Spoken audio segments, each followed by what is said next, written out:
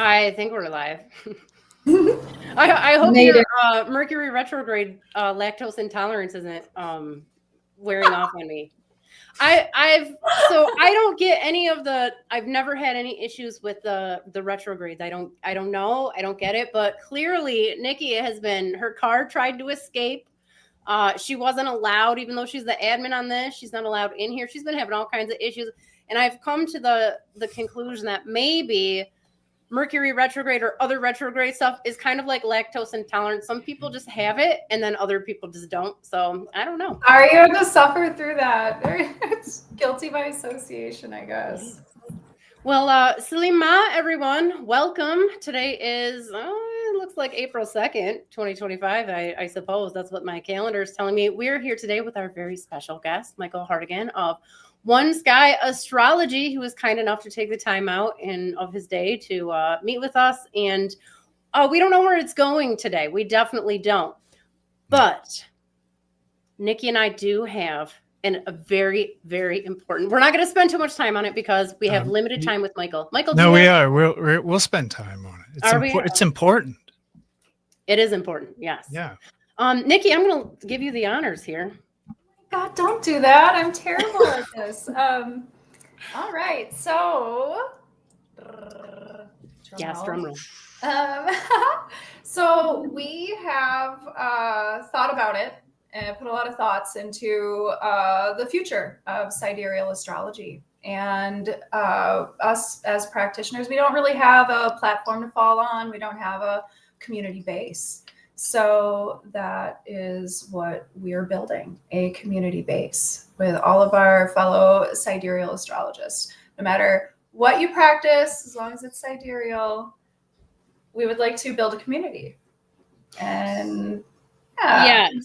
So we have incorporated a 501c3.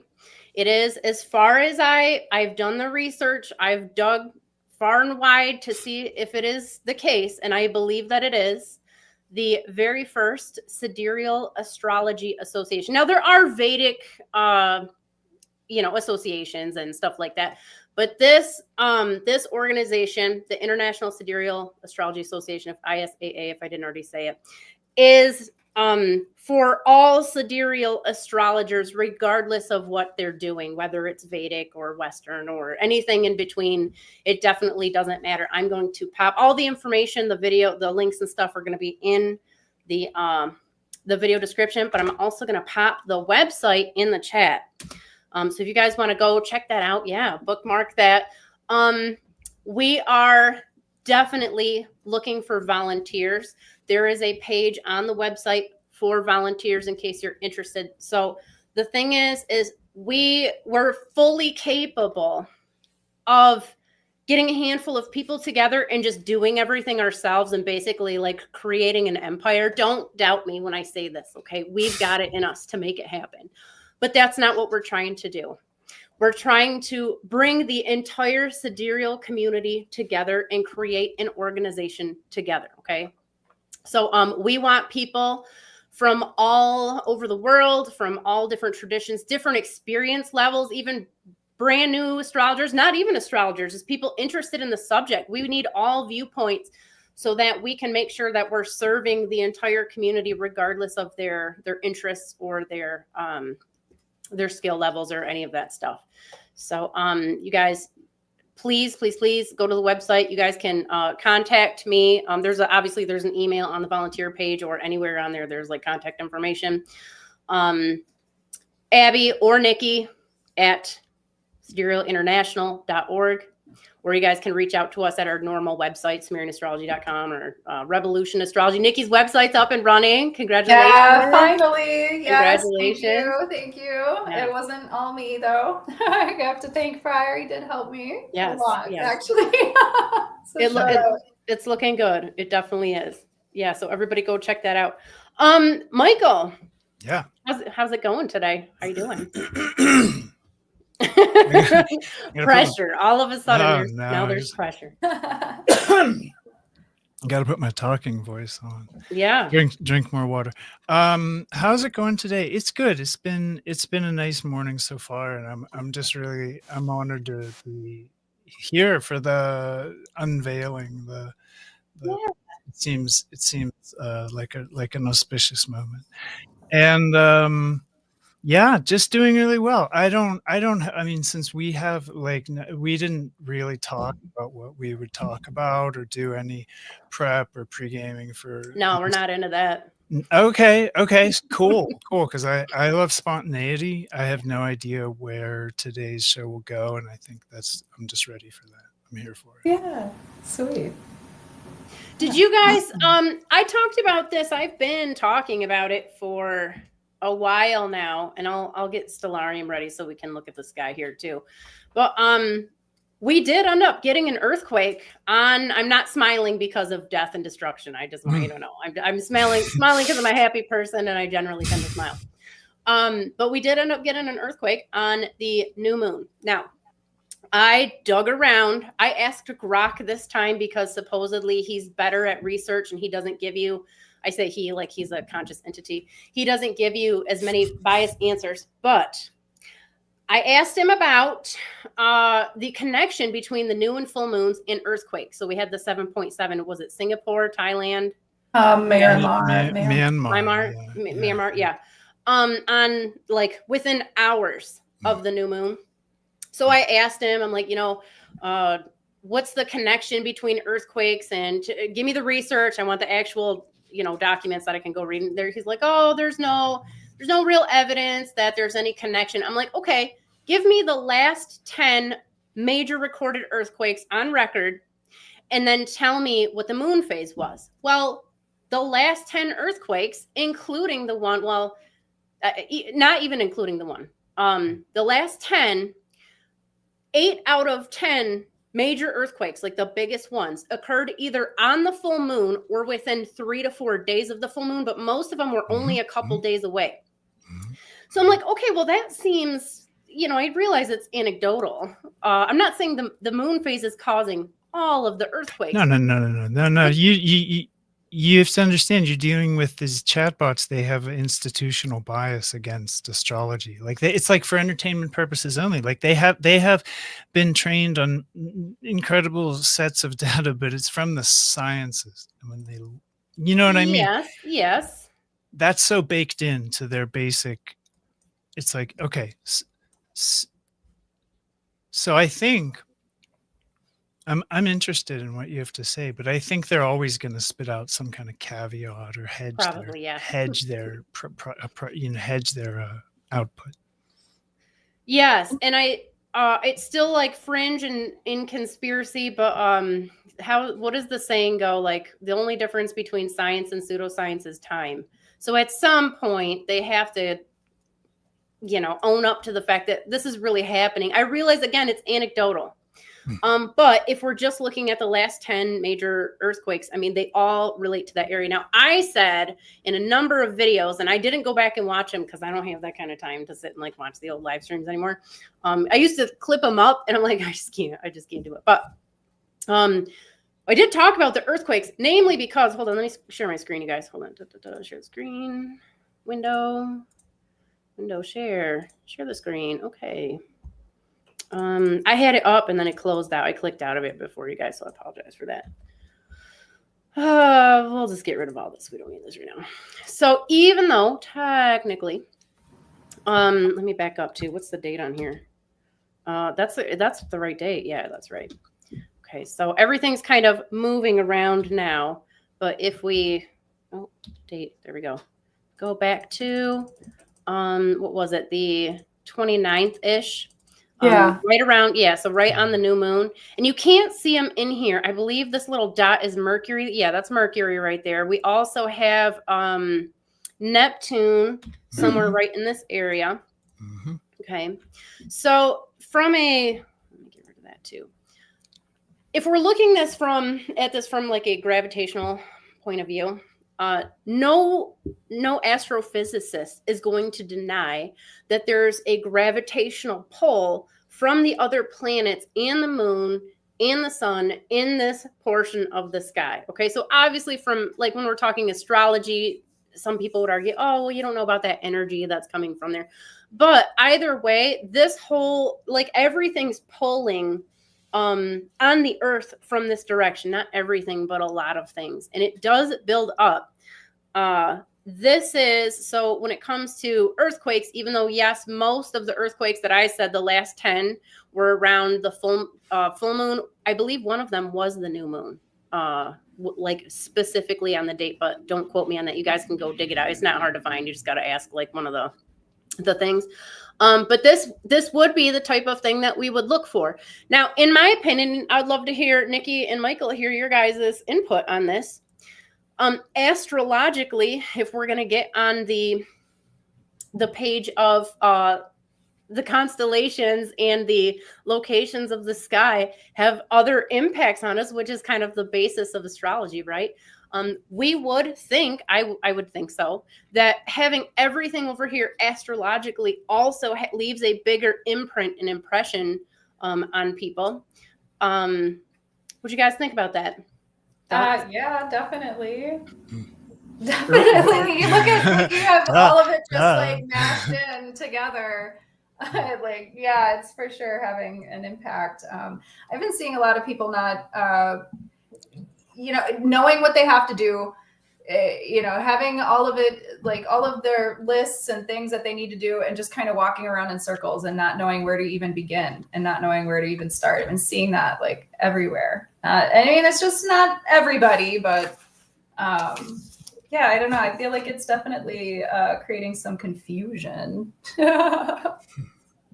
Yeah, so Michael, we've talked, Niki and I have talked about this stellium, or everything just being crammed into this fish of Pisces here. What is your take on it, if any? Like, what do you get out of everything just being bunched up in here over the last week and even going into the next few weeks? Well, it was a pretty amazing eclipse from that point of view. Like, all those energies in one place just lined up. It was intense. Anyway, you cut it. And what I make of it is that I see a lot of there's a lot of interesting pattern just in the Saturn Neptune cycle alone that was really connected to the present moment. Saturn Neptune is a 36-year cycle that governs it doesn't govern, but is connected very strongly to social movements, especially socialism and communism. It was conjunctions of Saturn and Neptune, from like Marx and Engels writing the Communist Manifesto to like the rise of USSR, and I mean, just every major point, to the last one was what, let me get this right, 1998. It wouldn't matter. It was like the fall. It was the fall of the USSR. It was when it ended with like Boris Yeltsin coming in and decrying communism. Wasn't it mid-90s? It was, I think, 96, 98, something 94. My history is horrible, but yeah, I get the thread. The details, I have to reference them. But my point is, it's coming together again for another conjunction. And we also have just Saturn in general representing power structures and Neptune representing dissolution. So there's a lot that's happening on a large scale with this, just the structure of everything changing. And you see it chiefly reflected in United States politics and its global influence, So you also see, the emergence of a new regime, a new order, a new something that's materializing. And right now, what I make of it, just in short, is like it's connected to that, but Pisces makes the whole energy just kind of passive, a little bit like, okay. And I think when next new moon comes, will that be right on Hamal in Aries? It is gonna, and I think we're gonna see as things hit a boiling point or a tipping point around the response to all this. Yeah, it is right on Hamal in Aries.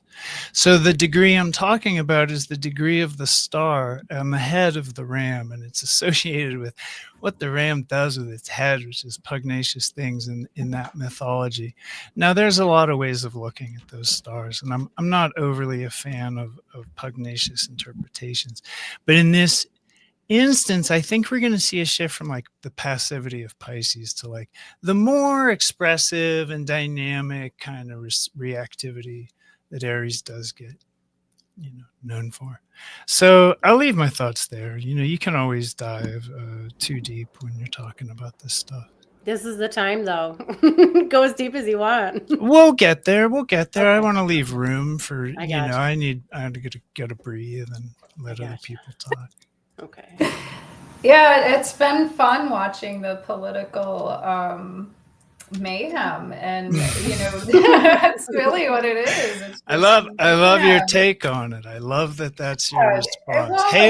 Hail Eris. It's been fun. Yeah, fun. Fun is as fun does. I think everyone's got a little bit different response, but yeah, absolutely. I think it's funny just because we've seen it coming. Everybody wanted what they thought they could get from the past. It was like, we want what we thought we had, and they're not going to get that. And so what we're seeing is this push to do what we've done in the past because it's worked, and it's just a different time. It's a different era, and it's not, I don't see it actually working. I see whatever the plan is, I think that is the plan. Like, we're going to do tariffs. We're going to do this. We're going to do that. Like, and everybody's going to, survive the tariffs, all of that. That's all old school. That's all old stuff that, they changed for a reason because,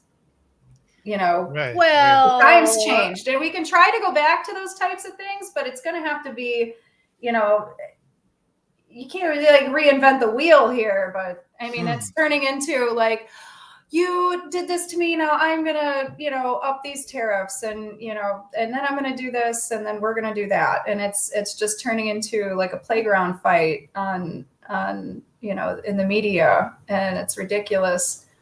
So I would characterize politics in the United States generally, and for some time now, as how did you put it? A playground fight in the media, ridiculous, basically ineffective. And I mean, this is something different, but what I, this is. Oh yeah, the United States is very unique in its own right. So yeah, definitely not speaking about everybody else. It likes to think so. It's pretty chaotic everywhere, though. I know it's hard too because we're slightly biased because we focus more on the American side, but like Europe is coming apart at the seams. I mean, the political situation over they're like arresting political opposition, and they're canceling elections. It's not it's definitely across the globe there is massive upheaval. Didn't Le Pen just catch jail time 2 days ago? Yes. Marine Le Pen, she's the kind of like she's the far right leader in France. In France, she's pretty much the figurehead for their far right party. Yeah, but she's actually kind of still on their same page, but she's enough to their right that they went after her for like basic stuff that they go after everybody there does. Yeah. I don't. It's a mess everywhere. Assessment. Yeah. Yeah. Every the entire world order is changing. And I don't think it's just the United States. And again, because we're American, we tend to focus more on that. But it's really changing all over the world. The entire global order is restructuring, and that's going to be a messy time, no matter which way you slice it. So I'm much more hopeful than it sounds like you guys are. I agree with Niki, I have hope. I have a lot of hope. Oh, okay, good. The beginning is near. I have a lot of hope. Yeah, sometimes you got to lance some wounds, to get whatever's going on. And I'm not saying like I can't point to one political party or leader who's like going to solve all the problems. That's not how it works. It really doesn't. Yeah, things don't Woo. really change until the people step in and, you know, say enough's enough. So until that happens, it's probably going to be chaotic for a while. And then the people just put another political mechanism in place, and it's Lord of the Flies time. And this is all, and this is all we've ever seen. So I don't ever suggest to anyone that they look to politics or politicians for meaningful solutions to their problems, or I mean, I'm trying to avoid Dharma terminology, but like, you know, I've hung out with Tibetans for a long time. It's like relief from suffering. Like, where is meaningful relief from suffering? You have to look and ask, are these things that I go to when I'm struggling, are they actually going to, you know, and there's this process, and politicians have got to be at the top of a shitty list of things that only increase suffering in spite of their agency to, like, you know, make public policies that could help people. And it's just such a convoluted mess, largely because, of course, I'm not indicting anyone. It's a systemic thing, but politics in general, I'm trying to think of like effective models. I don't know. Bhutan has cool politics. But they're privileged. They're like a mountaintop country that's isolated, and they probably, the smaller your organization is, the easier it is to manage that. But on such a global scale, or even, you know, from a state, or you know, like depending on the population, it gets harder and harder. And again, a lot of these people get elected. First of all, if you seek out politics, probably got a lot of Sagittarius in your chart. I'm just gonna throw that out there. As a Sagittarius, I'm not saying that with any type of you know, negativity. But it does, a certain type of person seeks out a political career. A lot of people do it because they really want to make a difference, but you usually see those people at the local level. But I mean, over time, you get desensitized to corruption and, you know, shady practices, and you just kind of, you go up the ladder. And I do think that is probably not the best. I mean, I don't have like a solution. No, I think it's what it does. I think it's what it's supposed to do. I think. Yes, the system think it's the fate. Yeah, go ahead. No, like the whatever the system is doing, that's what it's designed to do. Yeah, nothing's wrong. It's yeah, it's doing exactly what it was meant to. Yeah. I taught English here in Russia for a little while, and I had a lot of clients, and I had one in particular. First of all, you guys, just so you know, without going into like all the politics, the people here, that everyone I know, I have yet to meet a single solitary person who did not love the Soviet Union. Okay. Now, I don't know. I wasn't here for it. I just know that everybody's like, man, I sure wish, you know, it was like the Soviet Union again. And that was because everybody had a job, everybody had food, everybody like cooperated. So when the Soviet government collapsed, people still went to work. They didn't like say, they weren't getting paid. People didn't get paid. There was no more money to give. The government was gone, but everyone just got up, went to work, and like basically went about their lives the way that they had before, because in their mind, it was their duty as citizens. You know, they had a responsibility to each other in society. Wow. So anyways, I've had these long, detailed discussions, especially with this one gentleman who absolutely loved the Soviet Union. I was teaching him English and stuff, but it was interesting for me, having come from the United States, to be exposed to like this completely, because we went into detail about it. He told me, like, he gave me the lowdown on it. And to like really be exposed to different government models, and to see like what some solutions are. And it really did open my mind to a lot of things, because you guys know, being in the United States, it's like, communism bad, like everything bad, everything outside of whatever America's doing is bad, right? To the extent that you're plugged into mainstream messaging, sure. Well, sure. A lot of people, I mean, there's a lot of people think a lot of kind of ways in the United States. Yes, it's definitely much more varied than the media would have you believe. They want you to think there's just these two horses in the race, and that's not really what's going on. But in my endeavors, I really came to realize, and as a capitalist myself, as a business owner, and having built businesses for many, many people, it was hard for me to understand the idea of like having, like in the Soviet Union, they basically told you what job you were going to do. And so it was, I really had to kind of, I don't know, get like open my mind to the possibilities. Like, what would that be like? What would it look like? And what I came to conclude having these conversations with this gentleman in particular was that it's not really the system, like the structure, whether you want to do socialism, communism, capitalism, whatever. That's not the problem. The problem is corruption. The problem is authoritarianism. And that arises in any system that you come up with at a certain scale. Once you get out of like, so if you have a community, like a commune, and everybody's got equal voting rights, or, like, yes, you can manage corruption and make sure that nobody's like taking too much power. But at a bigger scale, the more you remove it from the people, I think that the more likely it is to be taken over by, corrupt elements. But I don't, so that was a really long-winded way to say, I don't know that there's a solution other than a cultural change, a spiritual change within humanity overall, to where we're not programmed to want to, we're not fighting over resources. And that's really where it all comes down to. I think.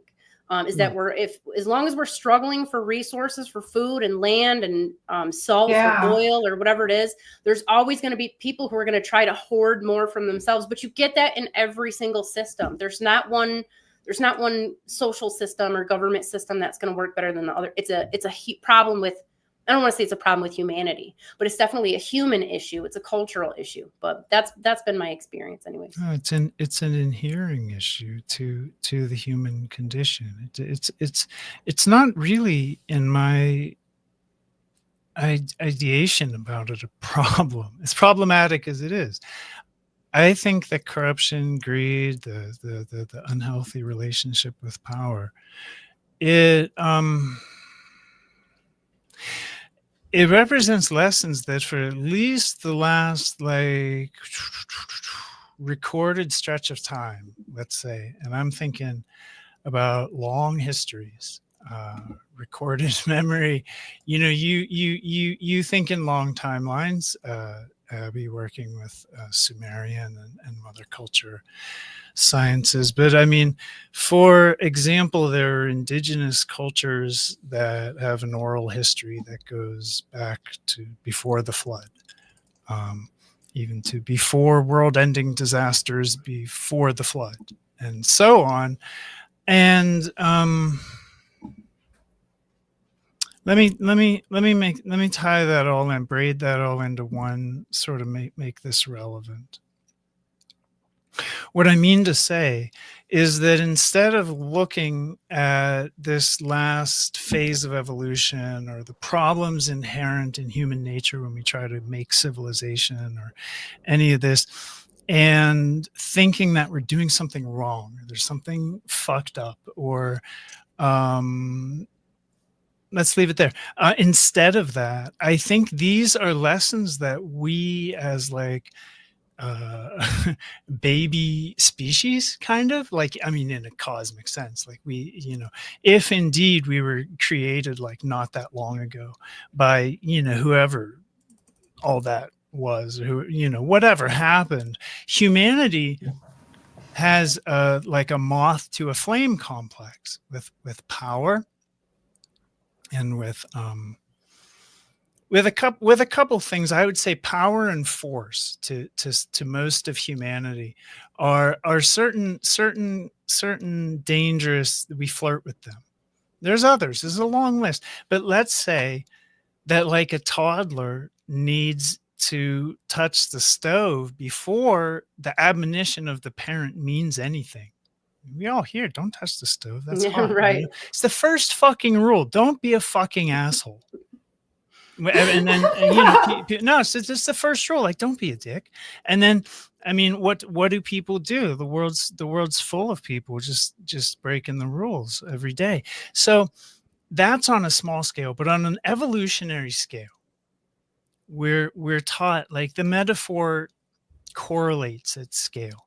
We're taught don't do this. From every angle we look in the spiritual or the mystical or the wisdom, the teachings of this, guy with a big hat or that guy who left the world and sat on a mountaintop and thought of wise things to say.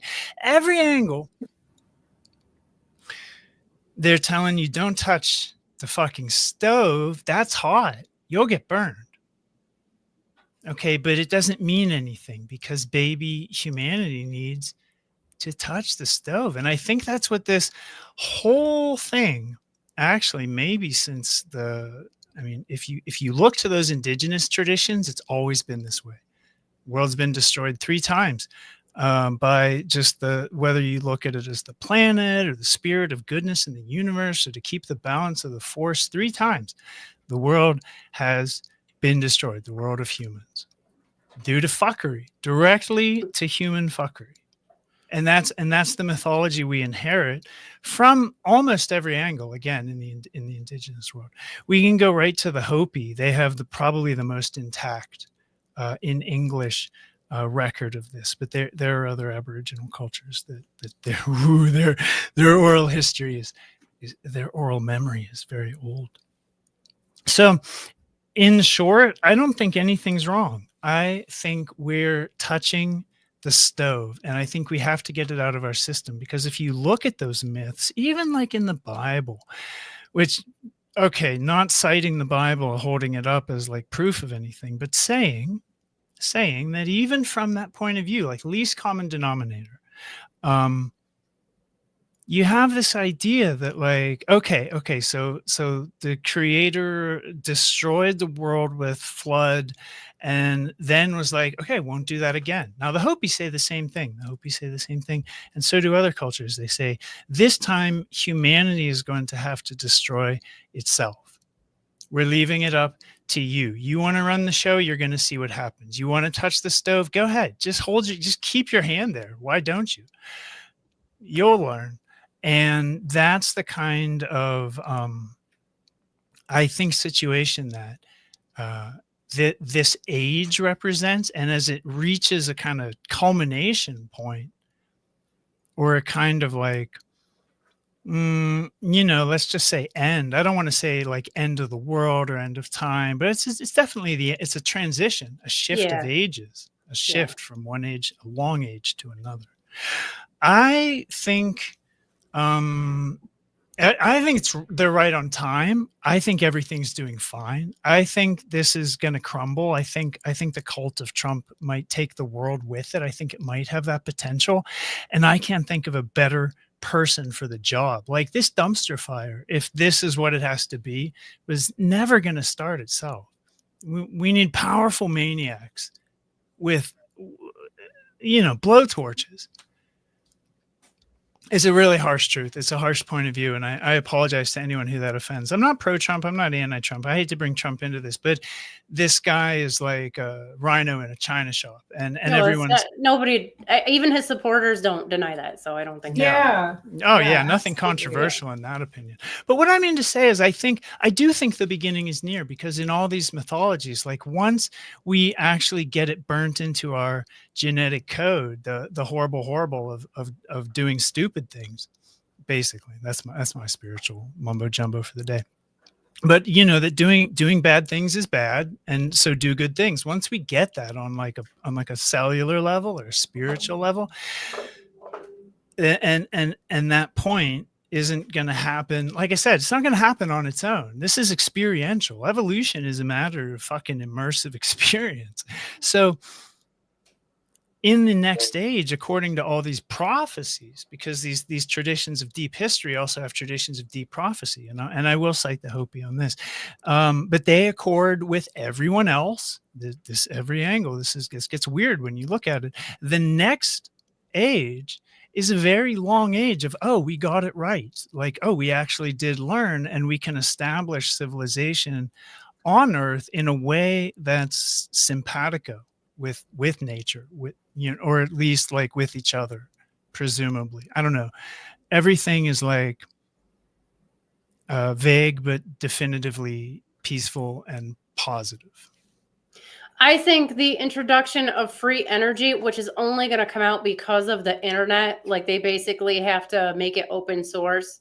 I think that will be the turning point, because that's the basis of the resource wars, and everybody trying to get one up on somebody else. I mean, there's always going to be other issues. You got people who they feed into the vanity stuff where they have to drive a bigger car, like that goofy stuff. But I mean, in my experience, and maybe I just got lucky in life, which there's no way that's the case, because I've had a very interesting journey through life thus far. I've met a lot of different types of people, lived in a lot of different areas.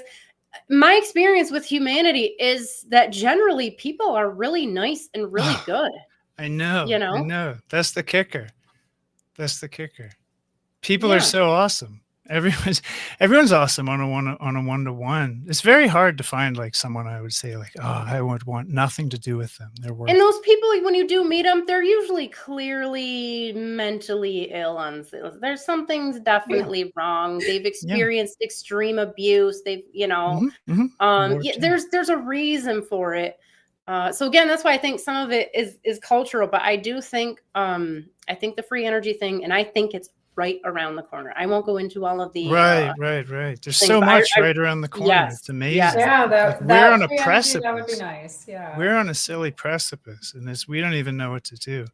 Yeah, it's a really interesting time to be alive from a lot of angles, right? And and it's interesting that you can just tangent to that, like with because it's because there's such a clear correlation. Like they're both game changing, kind of paradigm shifting precipices that we're standing on.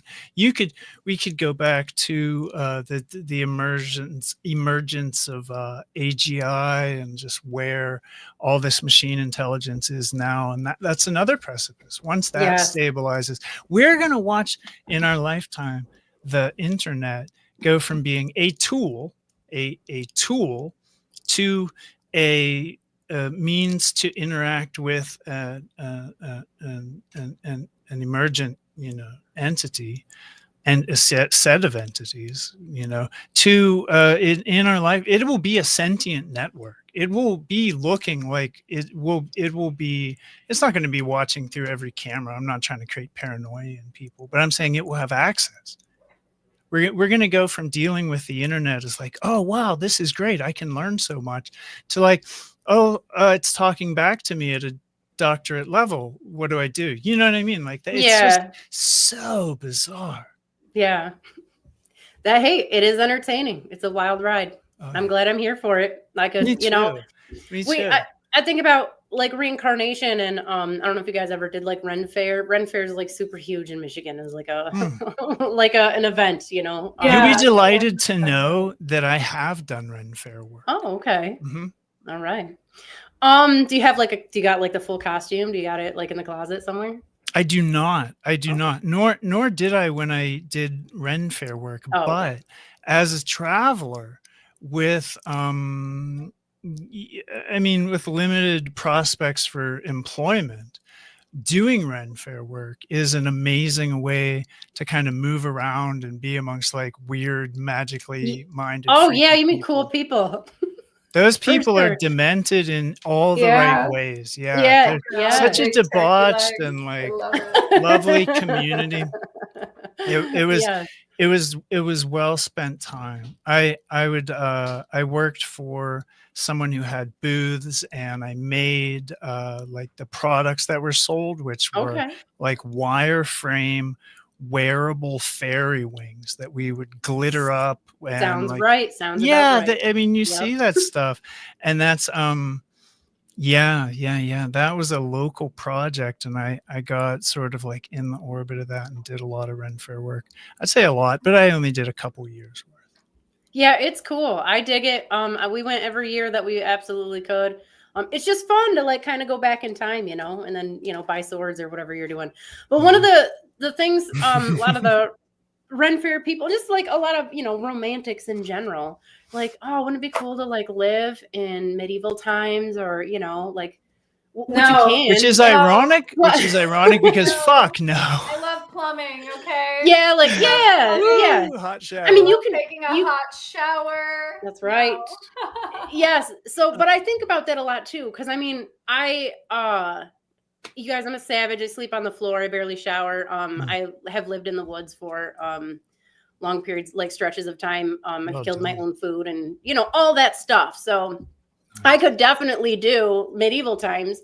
But like from a reincarnation standpoint, and I know not everybody's on board with that, but I'm just, telling you how I look at it. Like we've done that for hundreds of thousands of years. We've lived in like, in tune with nature for like just nature. Yeah. For most of our humanity. There may have been periods, and I don't know because I don't remember any, like where we did have advancements in civilization. They're clearly not around anymore. And I imagine that for the most part in human history, like we've basically been hunter-gatherers, if not technical hunter-gatherers. But I see stuff all the time. I live right by the train. I see smokestacks. I see like stuff that I used to be very put off by because I just wanted everything nature or whatever. But now when I look at these things, I see humanity in like a really interesting place in our history, our evolution, where we're going. I fully believe, I feel it in my soul, and I see it happening. We're trying as a species to find that bridge between being technical and also being in harmony with nature. And I think naturally that's what we're striving for. Now, I'm not like anti-human where I think we have to depopulate the planet and all that stuff. But I do think that like the driving, like we don't litter nearly as much as we did just 50 years ago. Just as an example, we're actually, even though, yes, they're still putting garbage into the oceans and stuff. And I don't know, I don't have any control over that. I'm not, running that business. So I don't know why they do those things. But like generally speaking, your average person wants a clean environment. They want clean water. They want real food. They want trees. They don't want to just be surrounded by, like parking lots. And I think that our natural pull or drive is to, as we become more technological, to try to reintegrate that with, nature. And I think that everything moving into Pisces right now, with Saturn and Neptune in there, I really think that that's something that's going to continue to happen and get much bigger and better. Oh yeah. Oh, sorry, Niki, go ahead. No, I was going to say, yeah, I agree. I think a lot of what people over the past, over couple 100 years, I think I was researching the last time Neptune and Pluto were conjunct. It was like the late 1800s. We've kind of been seeing this technological advancement since then. And we've also been seeing a lot of misinformation, a lot of, just straight up lies. I mean, the biggest lie I think that's ever been told is that there aren't enough resources for everybody on this planet. We've been here for millions, maybe possibly billions of years. We don't really know how far it stretches back, but there has always been enough resources for everybody, and that bothers me a lot when that's the no, we have to conserve, no, we have to do this. Like billionaires are flying around in airplanes every single day, and they're telling us we got to watch. We gotta watch the flights we take. There's not enough clean water to, give to these people who are living in filth in third world countries. No, like we know that's not true. Yeah, it's a mismanagement of resources. It's not because there aren't resources. Yeah, so there's this illusion around what it is and how we're living, and people are fed these lies all the time about their, about everything, about how they're living and what they're doing, and so they just kind of go with the program. That's the way it is. They don't question it, they don't think about it, they just get up and do it. So I think with this Neptune Saturn cycle too, we're gonna, when we saw them opposed, we saw the collapse of the financial institutions and the banks. We see them together. I'm not positive we're gonna see that kind of collapse again, but it tends to, put everybody on the same page, wipe everything out and start over, and everybody's on Everybody starts on go. Do they get $200? Right. That's not good. Yeah.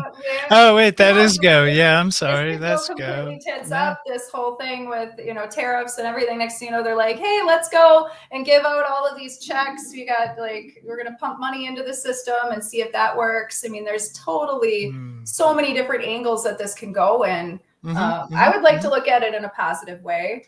But the ripple effect is going to happen, and it hasn't happened yet. We got news about tariffs, all of this stuff. Like, prices of everything are going to go up astronomically. Oh, let's not like sugarcoat it. I mean, it's hard to harder to live right that. now. Like yeah, it is, and it's getting harder to spin this for all the spin doctors. You see it.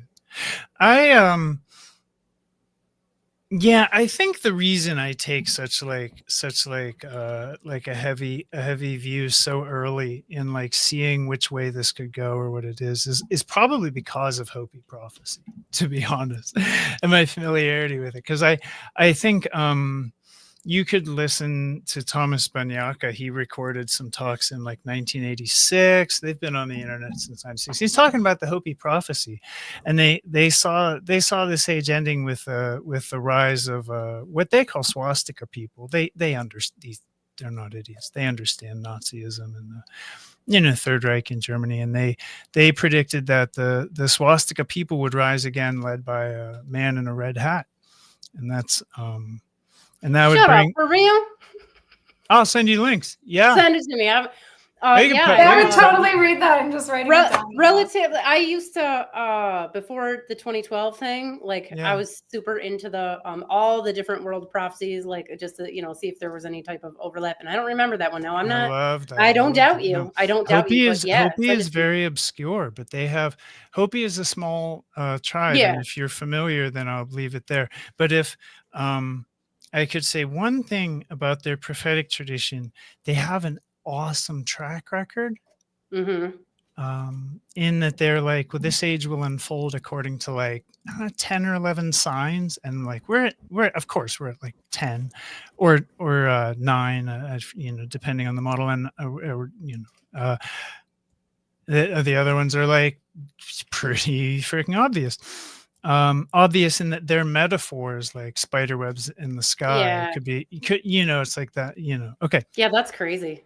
Yeah. Okay. So one takeaway out of this conversation for listeners or people or anyone who isn't familiar is check out Hopi prophecy, because they have a visionary tradition that's very interesting. And Abby, I'll send you a link to Thomas Banyaka. He was a Hopi Nation member, and he was speaking near Prophecy Rock about some of their petroglyphs and some of the meanings that were encoded in them. And it's you may have to watch a full segment of video, but he gets into it, on no uncertain terms. Yeah, I've probably seen it multiple times, and because that was a while ago. It's an old video, right? Like a real old one, black and white. I'll definitely send it to me for sure. Cool, I will put that. You guys, let me look at the chat here. We got Look Up Astrology. Lori in Washington State here. So hey, Lori. Let me see here. Who else do we have? We had a bunch. Tara Farmer's in here. Hi, Tara.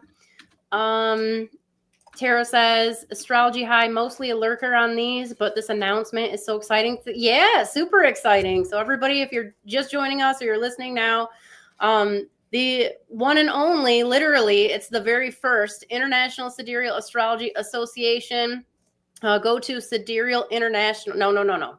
Yeah, siderealinternational.org. I've copied and pasted it into the chat. It's in the video description. We are looking for, obviously, volunteers. Anybody who wants to get involved in any way, shape, or form. We want ideas. We want everything, because it's not about us. It's about building the community for sidereal astrologers, regardless of what tradition, your skill level tradition, whatever. So definitely check that out. Yes, people in here reporting sleep issues. I know I've been complaining about mine for the last 3 weeks in particular, maybe 4 now. just waking up super early and having bizarre dreams. But the dreams things, that's been going on with me for a little while. JD says, I've been having crazy real nightmares about my ex. Yes, that could be an issue too with your ex.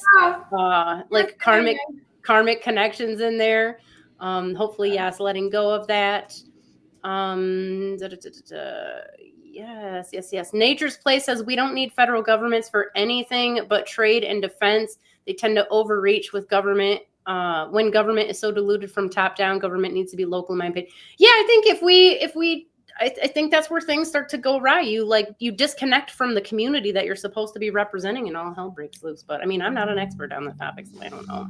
Yeah, that's one layer of it. I agree. I think it's trying to be in power over others when you can't control yourself, and you definitely project. There's a whole psychological shit show that goes along with it. Gosh, I'm so sorry about my language today. No, you came to the right place. Yeah, you definitely short fuse mode today. But yeah, there's a whole complex that goes along with power abuse. That's just like, it's all so ugly. It's all so ugly.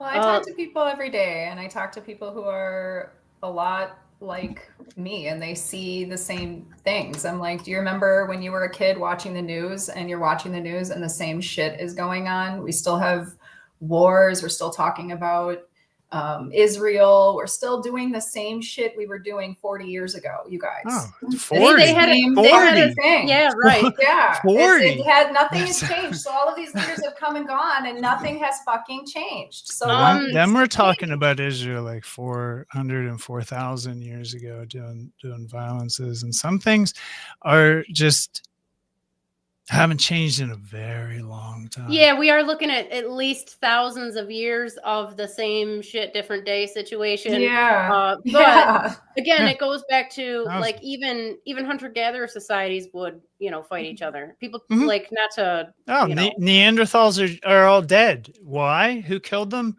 Like, I mean, we did. It's straight up like it's like what's that? Hunger Games, Hunger Games kind of shit. Like, yeah, it's been going on. It's a part of the human condition, at least up until now. But like we said, hopefully we're burning our hands enough on that stove and making some changes. So, well, we have recorded history now, and that's something 200-300 years ago. It was oral. We had like papers. I mean, this is different. I mean, the internet is wild. It's crazy. I mean, we're talking about history, and then we're talking about it being changed on us. We talk about the, going back, and is it Payless, Shoe Source, or Shoe Store? That's some glitch in the Matrix stuff. When it comes to Ed McMahon for real used to history deliver now. Giant checks. I don't care what anybody says. We all Ed remember McMahon did that. He did that. I had nothing to do. Okay? No, I know. Nothing we all know to that do. he delivered 3 giant channels checks. on the television. Okay. I Yep, remember. us too. And like 2 of them were fuzzy and snowy. Yeah. Yeah, we remember those commercials. Absolutely. Look Up Astrology said, I have went there in Michigan. I think the Ren Fair, Flint. Yes, it's close to Flint. It's in Holly.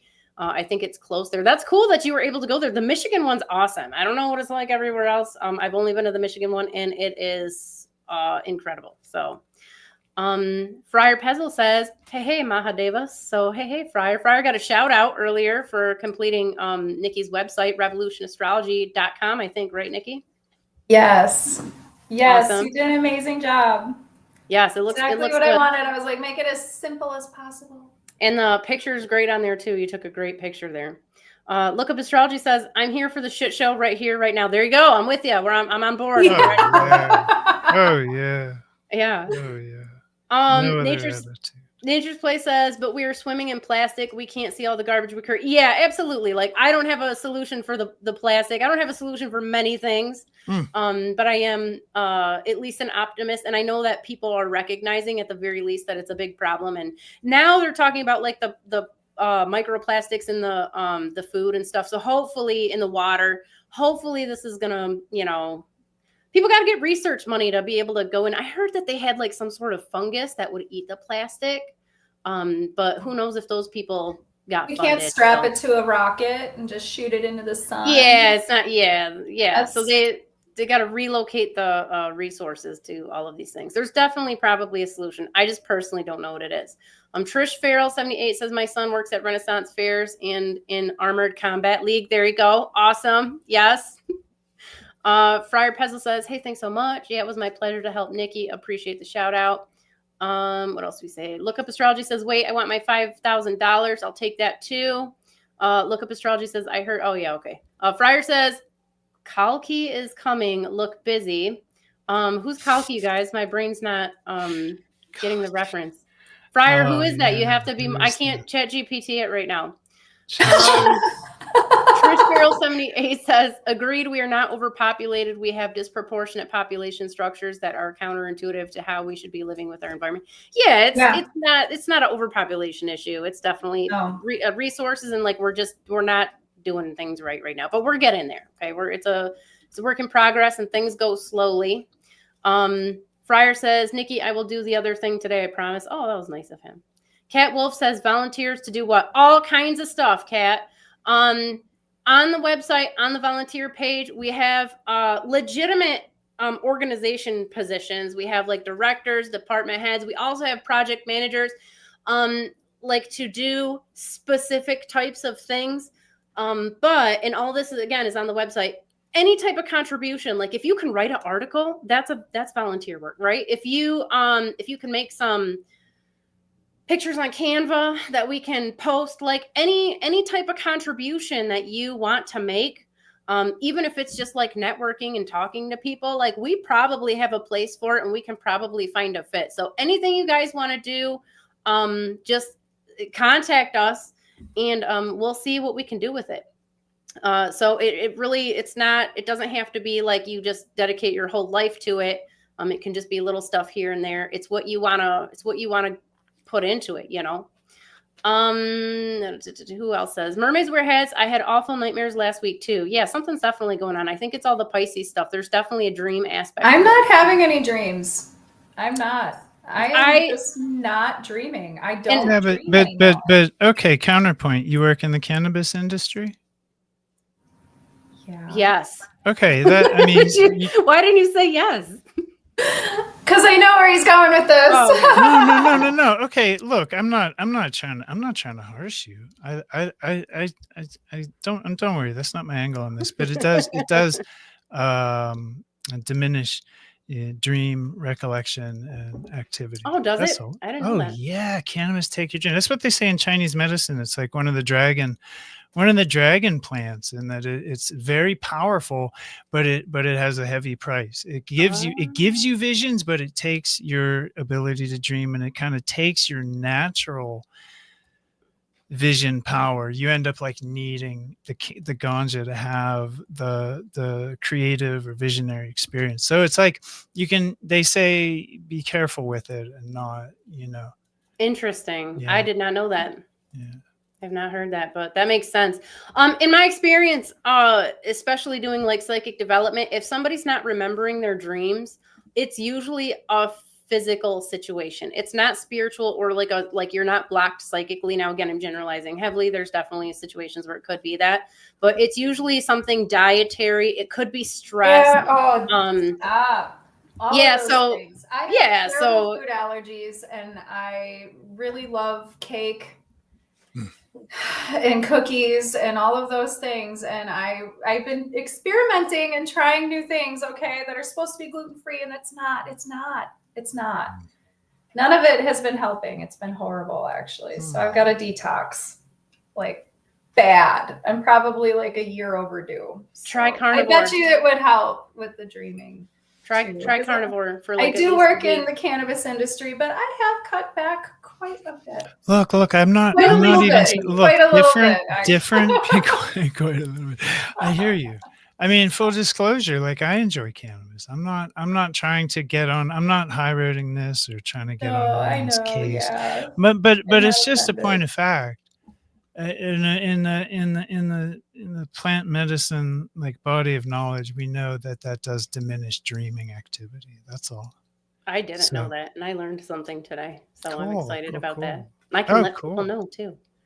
Because I never would have thought to ask people. Like they're like, well, why can't I remember my dreams? Which is actually a really common question. It never occurred to me to be like, well, do you smoke weed? Like I didn't, you know. But a now lot of people don't know. They don't know they're getting into that when they, you know. Well, I mean, I've got actually, I just found a dream journal from like maybe 5 months ago. So I mean, I was dreaming then. So, nice.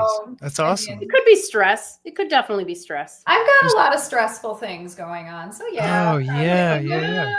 Could be Look, a little of everything, actually. I'm not trying to diagnose you, Niki, and I'm not trying to reduce this to one factor. I'm trying to. Probably. Yeah, Abby is. And I'm secretly the good cop. So you know, you're a junkie, Niki, and you need to clean your life up, and we're here to help. This is an intervention. It's an invention. Yep. It's an intervention. You're high right now, aren't you?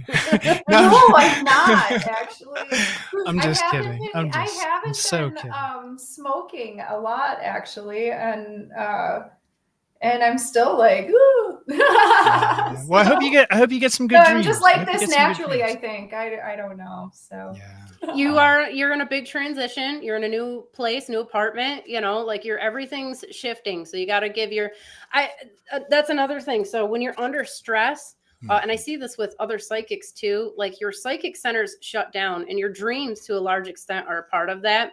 And it's just a survival situation. It's your psyche's filtering it to process the real world. Yeah, so, quote unquote. Yeah. But, and the first things to go are like the subtle perceptions, the invisible stuff, everything that's like, it's like, you just filter all that out, and you can't help it. Yeah. When it's environment.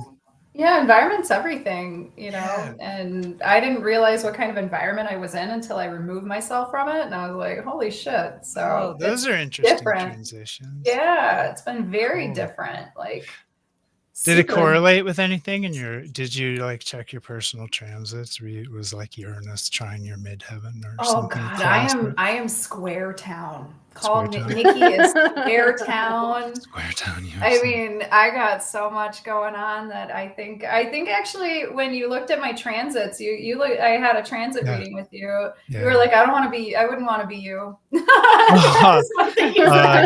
That sounds like the kind of responsible astrology that people come to me for.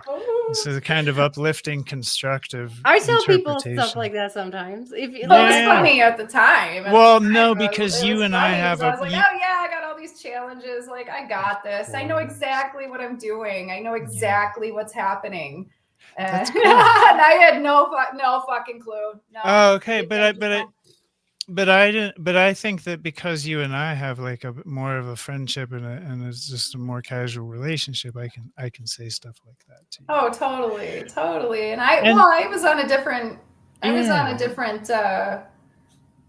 plane of reality at that time too. I mean, everything just a bunch of squares will do that. Yeah. Neptune. Let me tell you, Neptune squares are fucking harsh.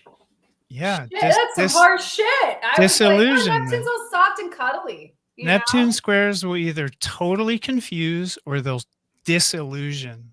They'll show the truth, and it's usually up to the person experiencing it how deeply they want to engage what's going on. Often it's both. It's a matter of disillusioning through like a wildly confusing process. I don't know. Did that fit you? Does that fit you? Like text every day. Yeah. Oh, okay.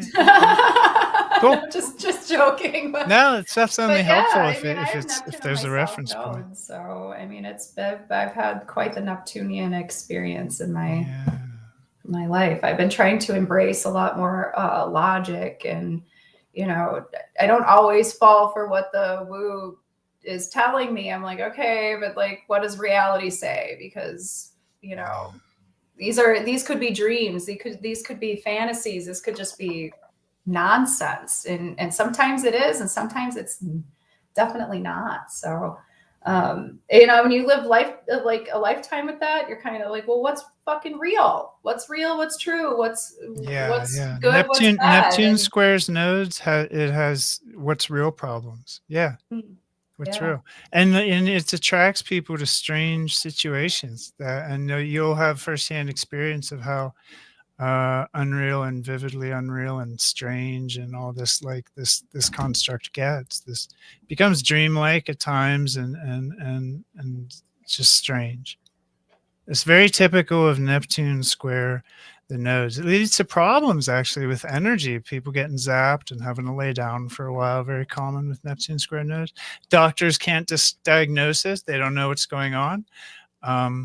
Very, very typical of that configuration. It's like spiritual sap, a spiritual sap, a drain. And often people have a hard time with purpose. Like feeling, definitely, yeah. really? Okay. Because Yeah, it's not a that Neptune was a thing. challenge the past probably year. You think it's the nodes? You don't think It's the Neptune? nodes. It's the nodes. It's not a well, purpose isn't really a Neptune function. No, I wouldn't say Yeah, purpose, but it's a an emotional nodal. It's a pattern. nodal Yeah. function, and so Neptune gotcha. confuses it via the square. Yeah. Mhm. But yeah, that's tough. They're rough. yeah, they are. And now like Saturn's right there. All Mm. the inner planets are right there. They're all like they're all squaring. They are. Yeah. And a good time.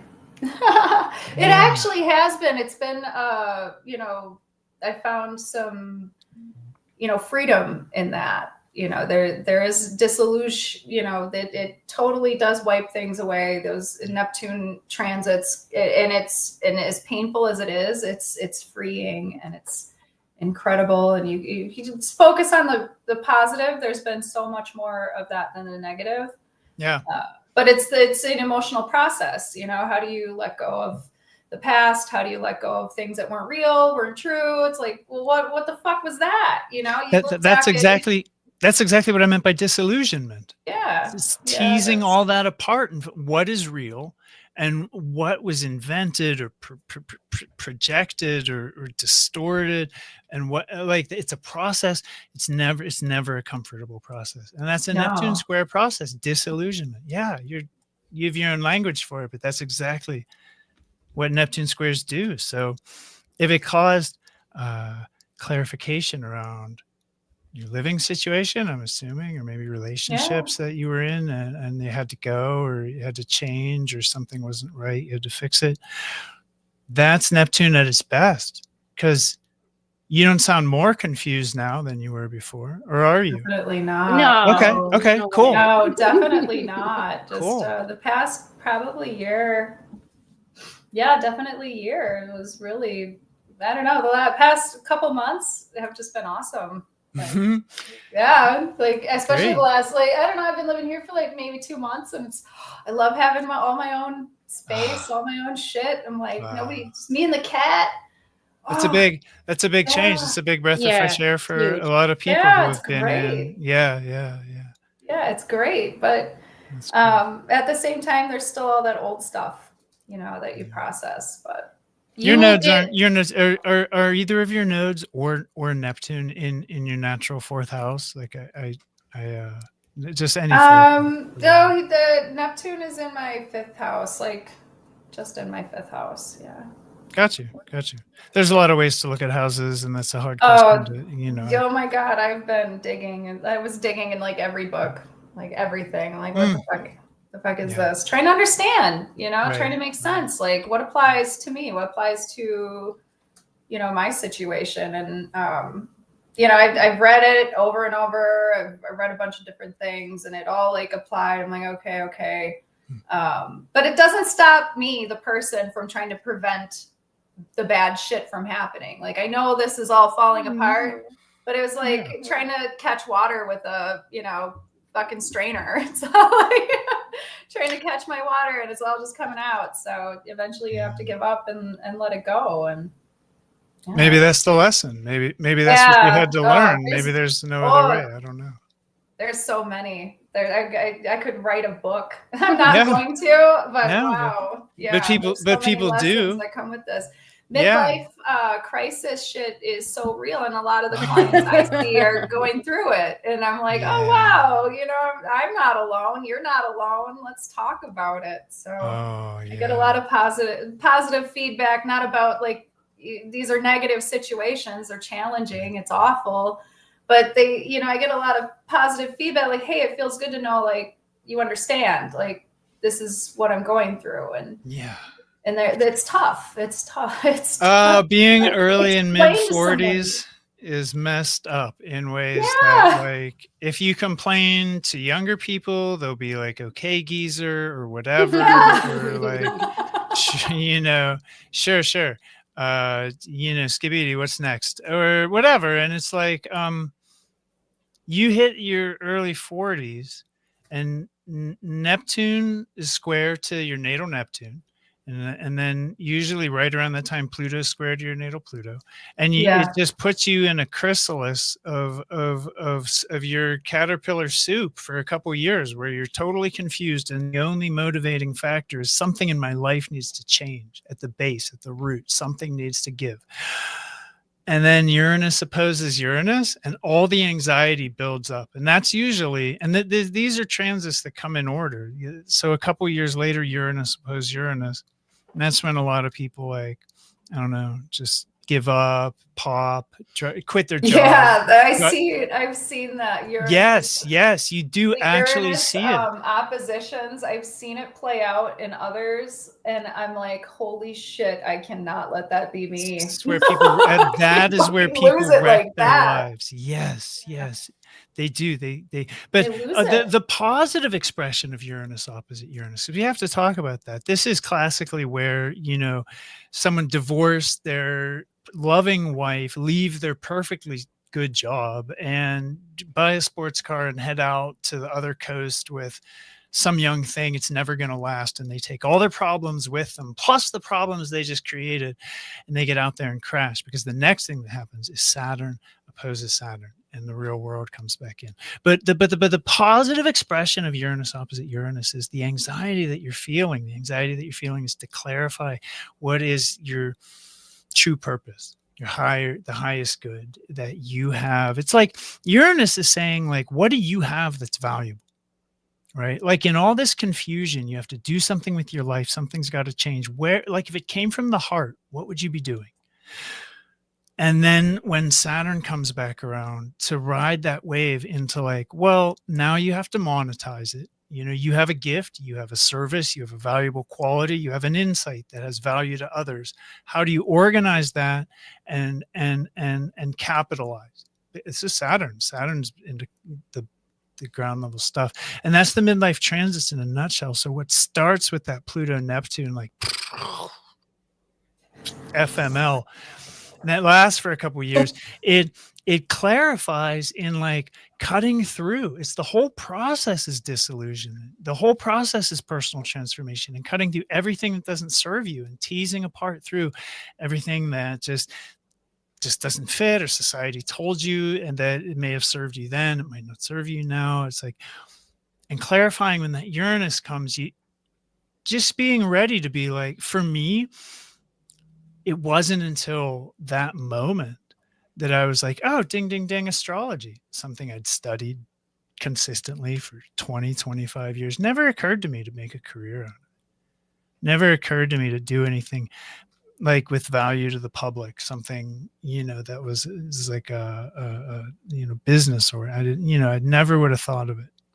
But then that clarified, and I was challenged to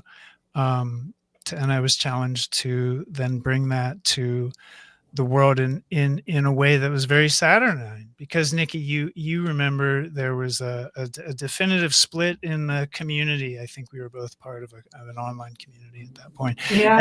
And that split time to the minute with my Saturn opposite Saturn. It was not only astrology, but it wasn't like astrology under someone else's, like, auspices or light or promotive, like, wing. It was definitely had to be, like, out there, you know, on my own terms. And Saturn in my natal chart is on Regulus. It all fits. But these are the kind of patterns you see in people's lives, is they're like clarifying purpose in their early 40s, aka the midlife crisis.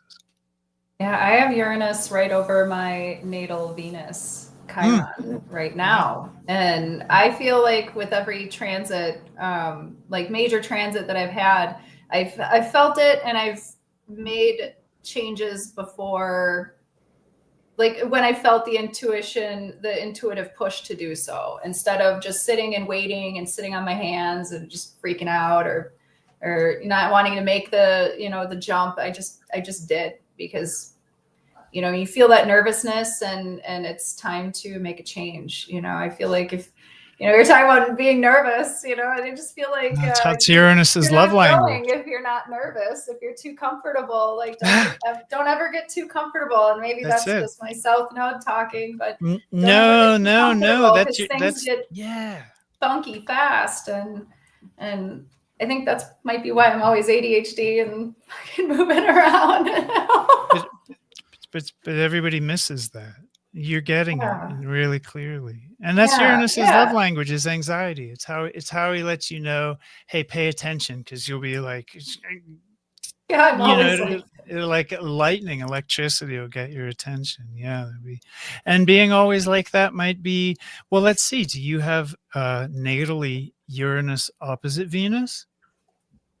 Well, I mean, sort of, but not like closely. It's Scorpio. I mean, it's not like a close opposition. I mean, if you eyed it up without seeing, you'd be like, okay, that might be in maybe in conjunct. It's like naturally opposed as a Scorpio Taurus, but it's not like by degree opposed. Yeah, I think it's like if you looked at it degree wise and you got technical, it'd be like an in conjunct. But I mean, it's I mean, that would make you feel like that generally, though, and it would attract people into your life typically that would create those kind of like anxieties or just kind of like there's like an electric discomfort that attends Uranus, a sort of like crispy kind of like, what the hell?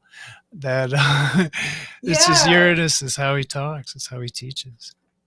I like it. I like Abby's interpretation of Uranus being more of like a like a community and relationship planet. Isn't that what you? How do you? Yeah. I have found that Uranus tends to act as a partnership planet.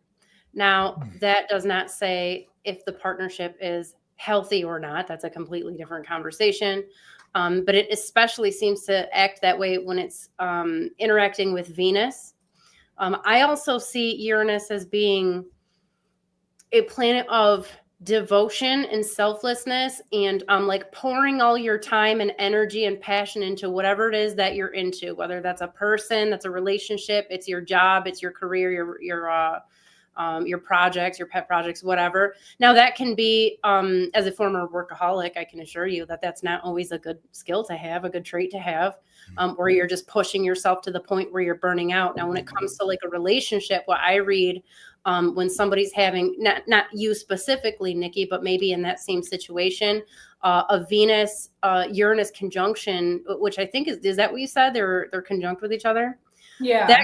That can definitely make somebody want to selflessly devote themselves to their romantic partners, their like a soul type of connection, whether it's a family member or family members or just a romantic partnership, well beyond what is necessary. And if I could just say, knowing what I know about you, Niki, I suspect that you definitely, that's been part of the issue, is that you've given, and you did not receive back what you were putting into, and to the point where it was probably sucking the life out of you. So I can definitely see how Uranus can be too much energy and attention into something. So if you're putting it into the wrong thing, the wrong person, the wrong career, the whatever, you're eventually going to burn out and you're going to break down and it's going to suck. That's, what I'll say. Okay. That's how we learn to be making better decisions. Yeah. We got to touch a stove. That's right. We're all touching the stove. You got to stick hopefully you're not sticking forks and. No, don't stick them in the electrical socket. A fork in the. Don't do that. I put a bobby pin in when I was like 3 or something, right. And I learned my lesson. And I am terrified of electricity. Once that's it. I got thrown from my horse onto the electric fence, and it was like down. The deer had run through it, so it was like down, and I was just getting hit like just over and over and over. And I was trying to climb off it. Oh, it was the worst. Yeah, I did not like being electrocuted. Yeah. Definitely sucks. On top of like just hitting the ground and being winded and you're just trying to escape. You guys, let me read some of these comments because the chat's on fire today. Trish Farrell 78 says, can we bring back evil overlords who are more stylish though, like Klaus Schwab, for instance? Like if you're going to try to subjugate the world, at least dress the part. Yeah, and he's got the supervillain voice to boot, so that's good. I know. The Germans had Hugo Boss in World War II. Hugo Boss did the Nazi uniforms. That's why Nazis look fabulous. It's official. We today get like these freaking, they just look like slobs. It's dreadful. The uniforms. I sympathize. I feel bad. The Russian uniforms, like the dress uniforms, they still look like straight out of World War II. And it looked to me, I don't know like what the deal was, but everybody just looked like they got the same size coat. And it didn't like they didn't size them, so you either fit into it or it was just huge and baggy. And it kind of still looks like they did, but hey, good with sticking with tradition. I'm on board with that. Fryer said, JD told me last night that everyone loved their readings from Niki, especially his daughter, so that's awesome. JD says, love you guys, great show. Love you, Fryer Pezzo. Nature's Place said, since we started to store and eat grain. Yes, that's when, when stuff really went awry is when we switched to agrarian society. We started storing our barley and our grain and whatever crops we had, and that became the basis of wealth. Before that, it was pretty much whatever you could carry. That was your thing. Maybe you had skills. Your skills were your wealth. Your knowledge was your wealth. Your stories were your wealth. There's thought about everything differently. It's hard to conceive of from today's point of view. We just think of wealth as value, as money. It's fucked. Yep. But here we are. Yeah. So sorry not to complain. No. Where we all find ourselves.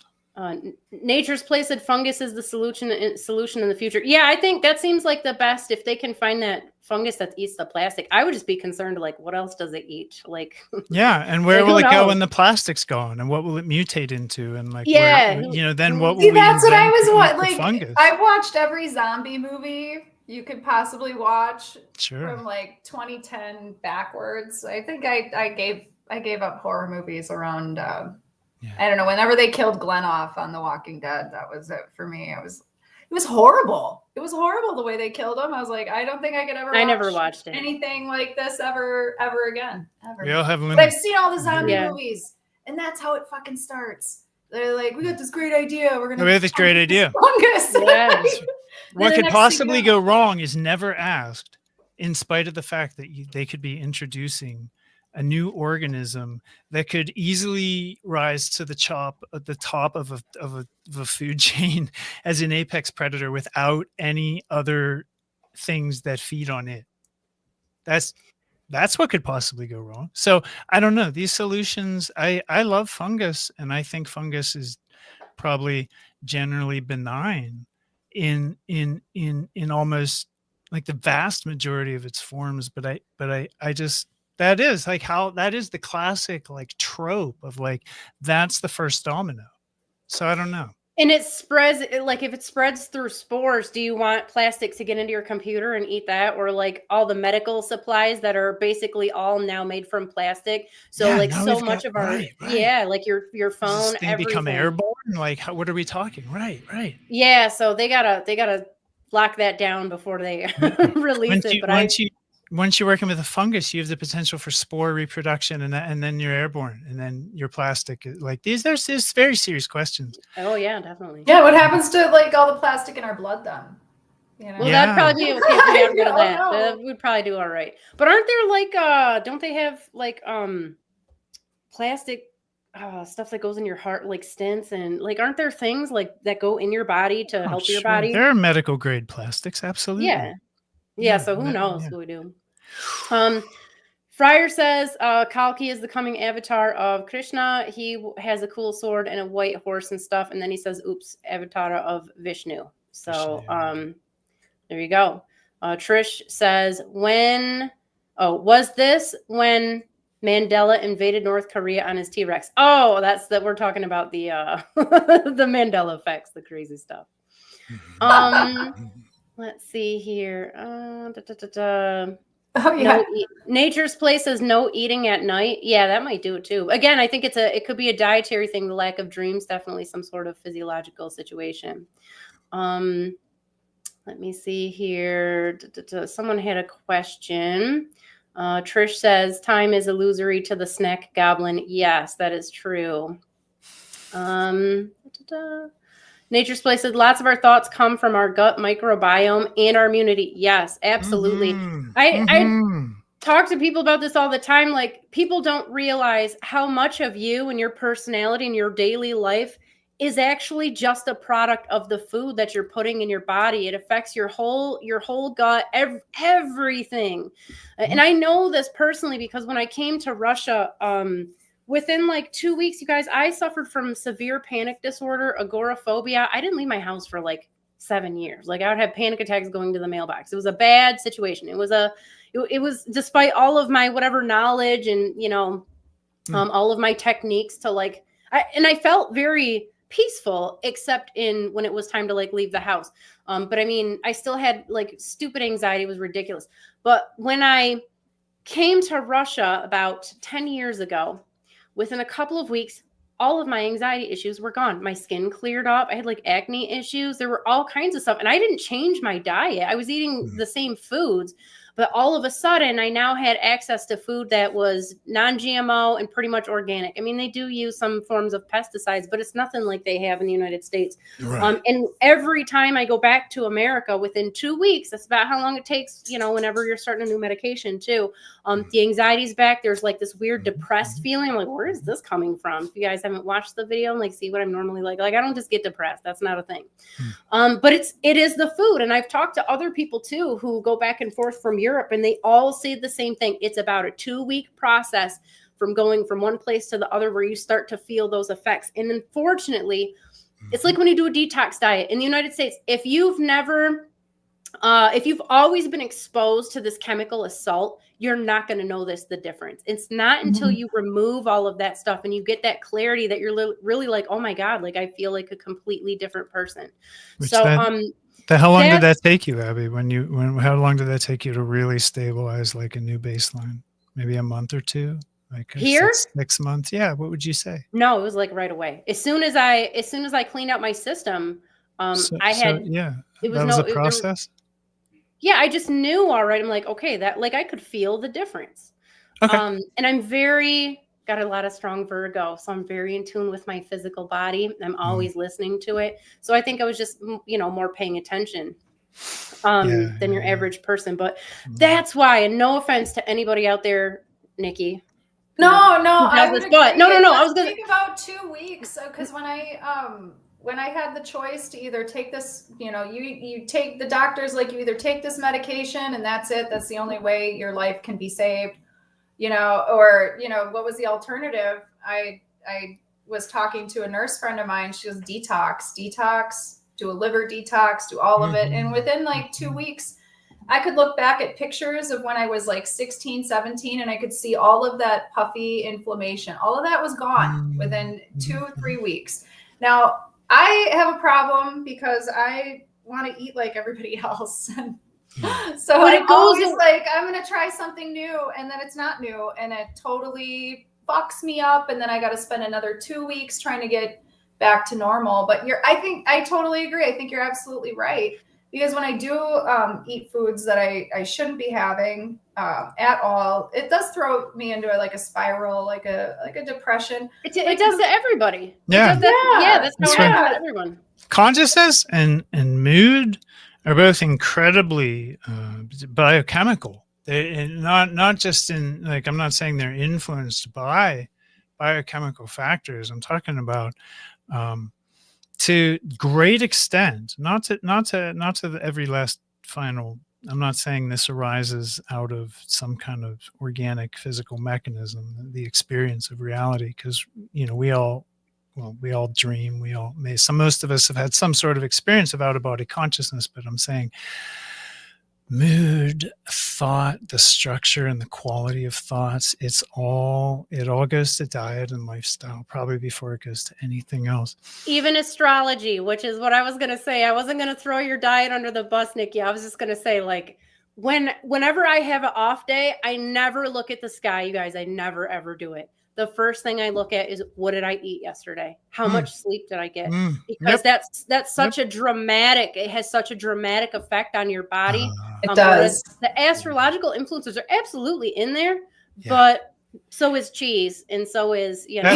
That's it. People want mystical answers for questions that are really, they started with those most of the time people's own choices, and they have really practical solutions, practical, simple answers that have nothing to do with Neptune. But I'm like you, Abby. I don't look at my own last time I looked at my own transits, I spontaneously stopped drinking alcohol, and I just looked. I had to see what was going on.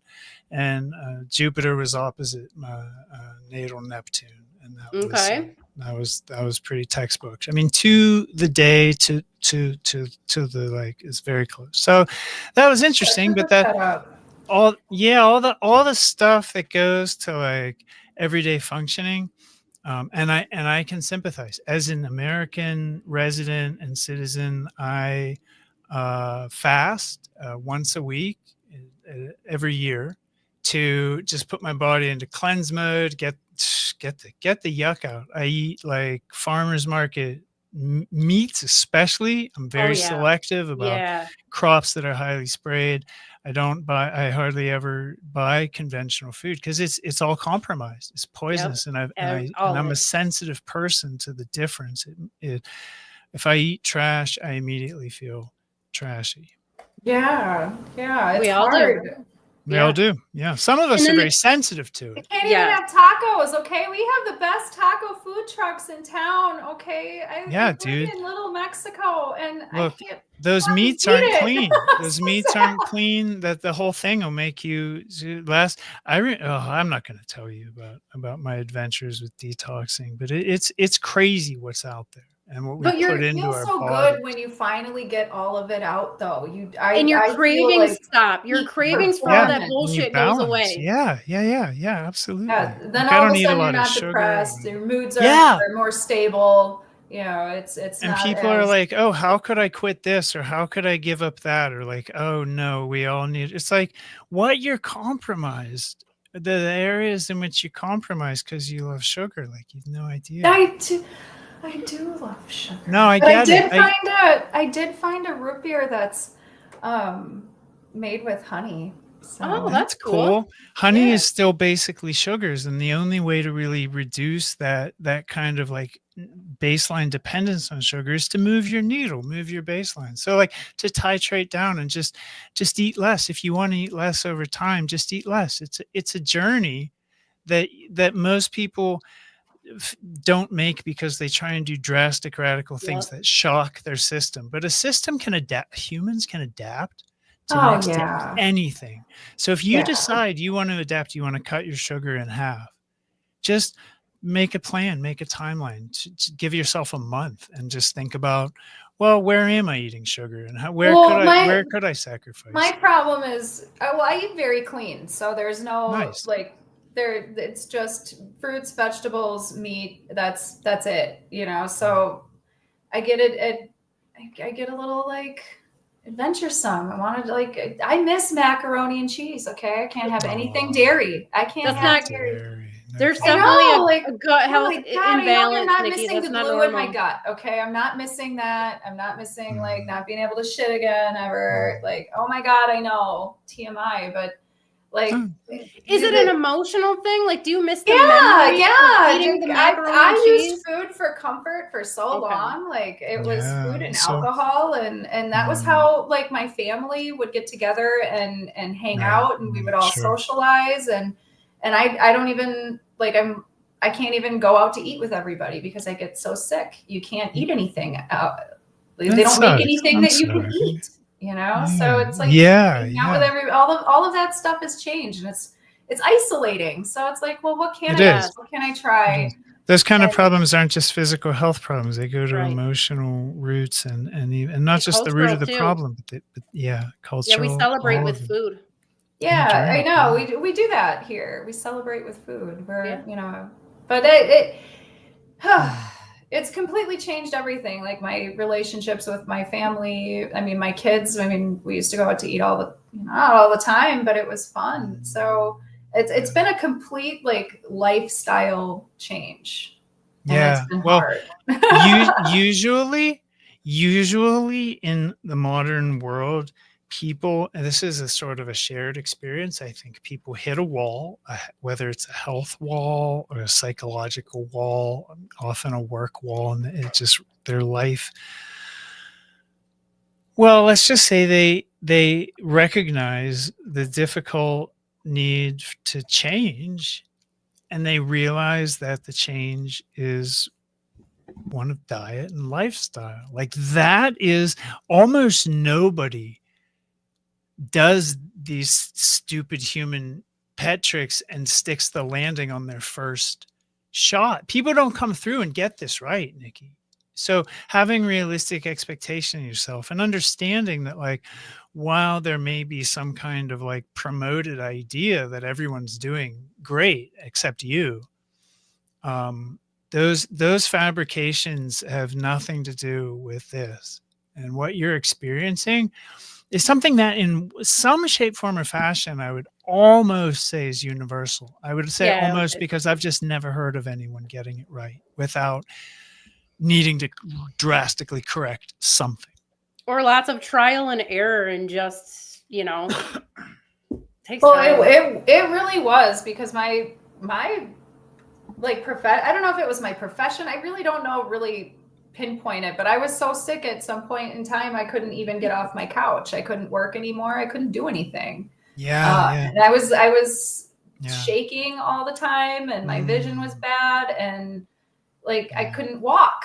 Like I'm this Neptune square node stuff you're describing, the weird, and they couldn't diagnose it, could they? They couldn't diagnose me at all. They sent me from one specialist to another specialist to eventually my doctor had had like 10 people in the room, like an intervention. Like, you're scared to take pills, you need to take these.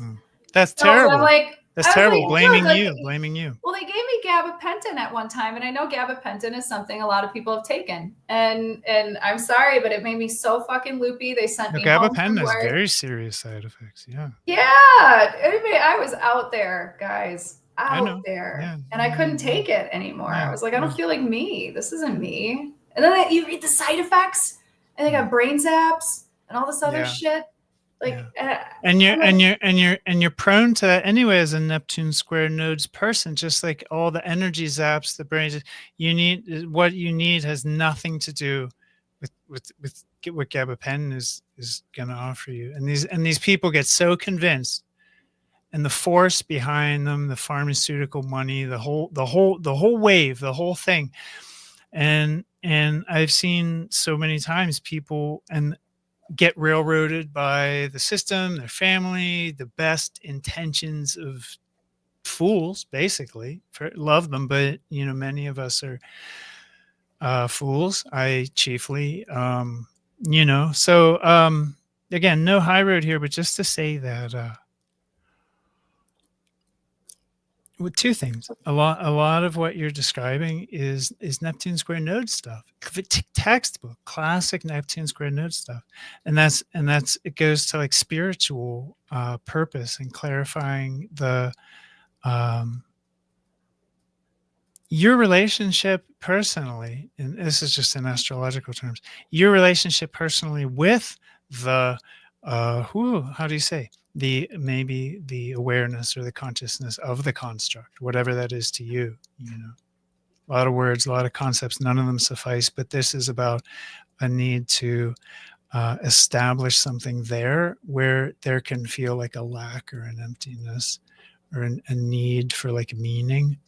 There really is a need to make that journey and develop an active relationship, and that can take pressure off.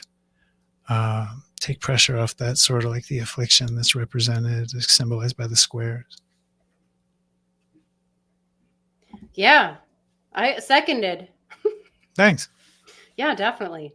Yeah, I'll have to look back when those problems started to see when the square started to apply, when Neptune square started to apply.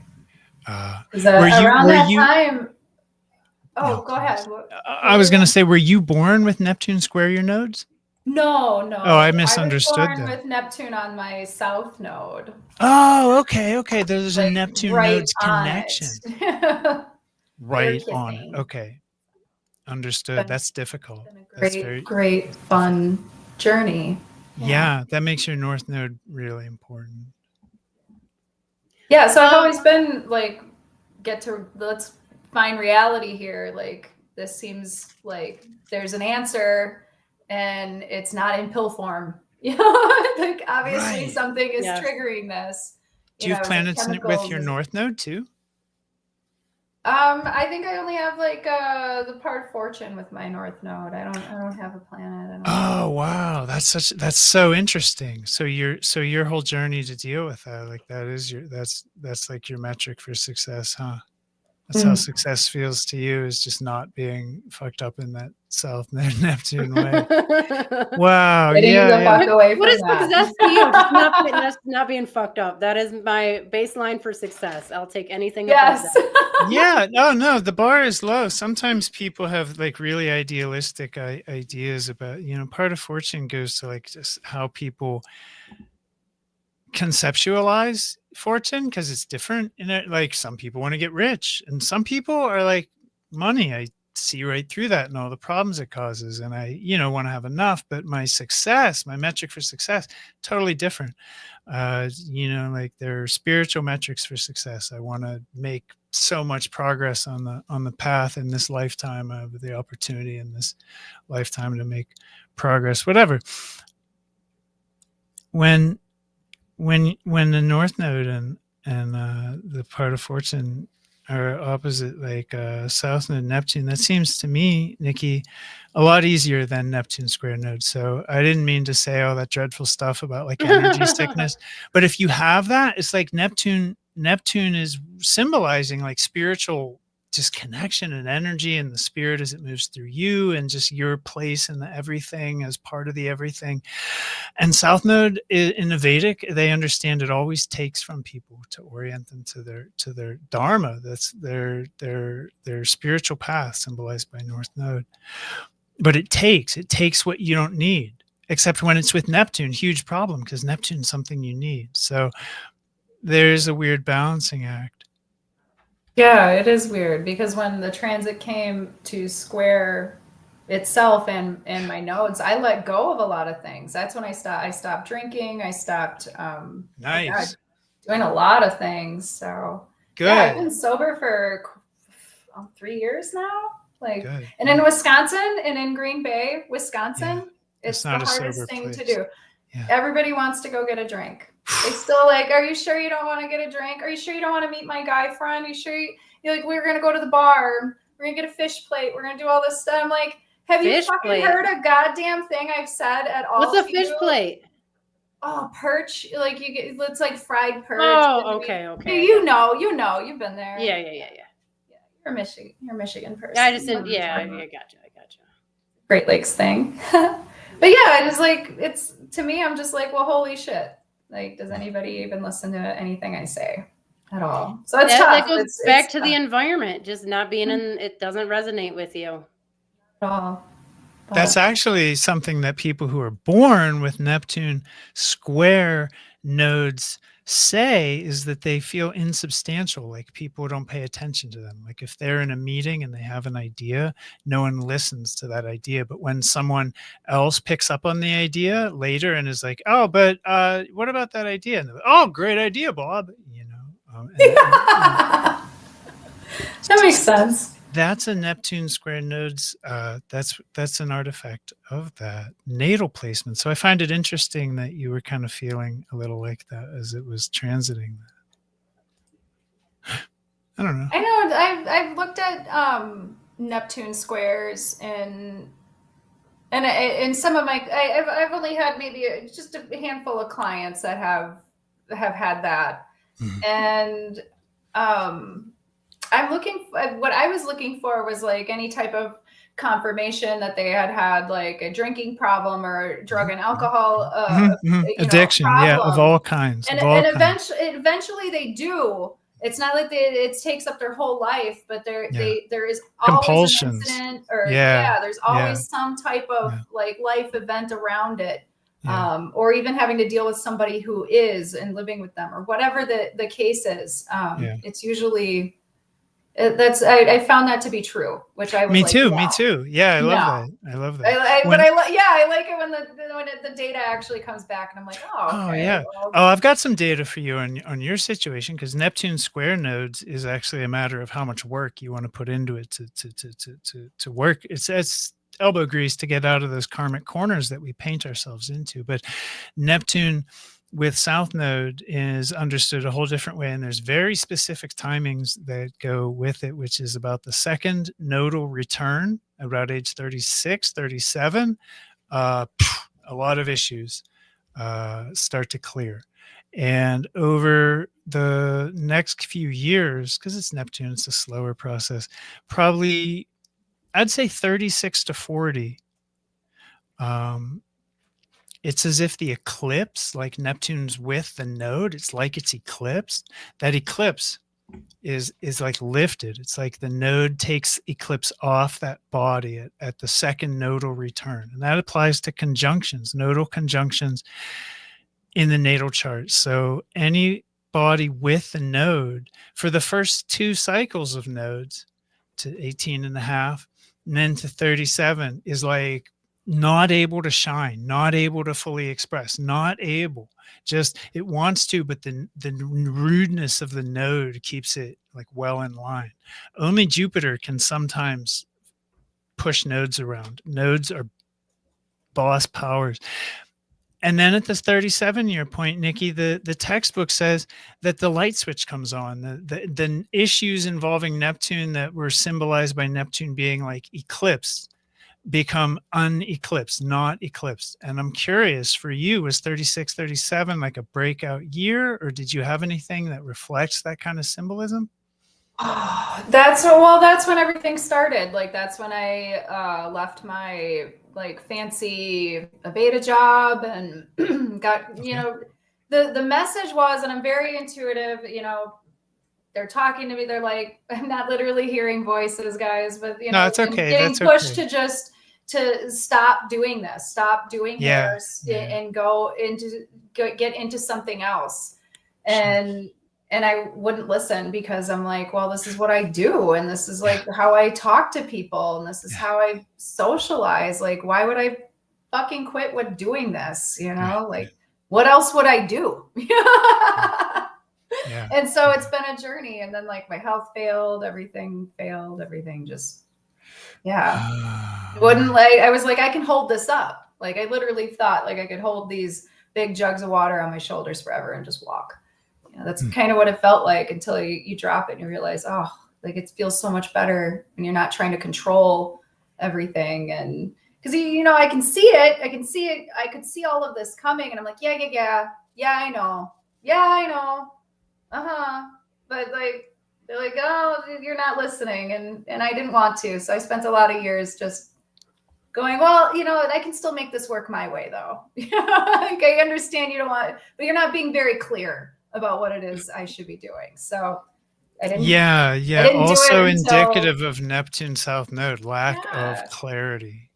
Not a lot of clarity. No, you don't get a lot of clarity. And being intuitive and mediumistic, I mean, sometimes you get things that are just so incredible, and sometimes you just get stuff that is like, well, what the fuck was that? Who's that for? Was that for me? In evolutionary, in evolutionary astrology, any planet that comes through conjunct the South Node is like been especially developed in prior lives. So the South Node conjunction, the basic template, the idea in evolutionary astrology is that it's a very, very advanced sort of state of spiritual development, but it's actually the case that then that like Neptunian kind of like spiritual path thing is like de-emphasized in that life, you know, because it's maybe something about that's in the way. Maybe you've been through that before, and now it's time to like apply it. Maybe now it's time to you know, find you know, we could interpret it based on all kind of symbolism if we had, you know, signs and a full architecture of sidereal mythology to work with. But just to take Neptune and South Node, it's something that's been developed already over prior lifetimes. That's like so part of who someone is. When it comes through with problems for that first section of life, you know, but it's actually those problems are designed to move the person outside the framework they're so familiar with. They've been so evolving in Neptune ways, South Node, you know, prior experience. It's like, it's, does that make sense? That basic idea? Okay. Yeah. And would you say that that's anything you could relate to? Like, yeah, well, I've always been a very weirdly spiritual person in my own way. But it's only because like I, you know, remember where I come from. I know where I'm from. I know where we've been. You know, I remember this stuff, and it's more like a feeling. You know, it's more like it's in here. So it's like, okay, I came from where it all started. It all began. Like, I'm okay. Everything's okay, and I've got this, and they got my back, and we planned this out. We talked about, we rehearsed this. Yeah, like, yeah. I love that. I love that. That's so South Node Neptune, right? I can remember, you know, having visions when I was a kid, writing, you know, with like a quill pen, calligraphy pen, with the candlelight, you know, and having to write things and don't fuck up. You don't want to fuck up. You got to start over. You know, I remember that pressure and just being like, okay, we're writing. And it influenced me to write a lot when I was younger, but I don't know what happened. I fell off. But I mean, I think about it. I have memories, or I'm, you know, in solitude, prayer, all of that. So my mom wanted me to become a nun. It's in her family. We have like, that's very South Node in the monastery. I'm like, do you know who you're talking to? Like, but that's it. South Node Neptune connects you to that, and to that energy, and you know, depending on where it shows up in a chart, it can influence you know, one area maybe expressed in one area more than another, like family life. But the South Node Neptune template is one of like finding your own spirituality, your own relationship to whatever this is. I do not have that answer. I do not use words to describe it. This is a very weird, dreamlike mystery. I can say it's a construct. We can say there's something out there that has architecture. It's persistent. When I wake up tomorrow, it'll be here again, and here we go. And so what is this? Like, Neptune is just addressing that at a raw level, like no intellectual or conceptual filters with like, what are you talking about? We live on a planet. It orbits the sun. This is a computer. Everything makes sense. Like, on the raw Neptune level, like, yeah, everything makes sense. Like, keep telling yourself that, because you need to sleep at night. Like, Neptune people, when it's really emphasized, they have to have very strange experiences usually to step outside their comfort zone and get used to the idea that you've never been separate from the source. You are where it started. You're still where it started, because the world, I mean, and to the extent we're all in the middle of our own universe, our own reality, we're all in the middle of our own construct. It's like, maybe it is dreamlike to that extent. You know, some people say the only reason we have shared experience and shared reality is the oceanic and timeless amount of shared karma. That, you know, there's not one conversation with three people on it, but there's three conversations. There's not one planet, there's 9 billion Earths. And the only reason that anything we have to say or do when we meet each other in a dream makes sense is because of just the oceanic amount of orientation to all the infinite sea of energy. It somehow gets organized into this. And the only reason that my this is enough the same as your this, that we can have a conversation and be like, that's a tree. Yeah, sure is.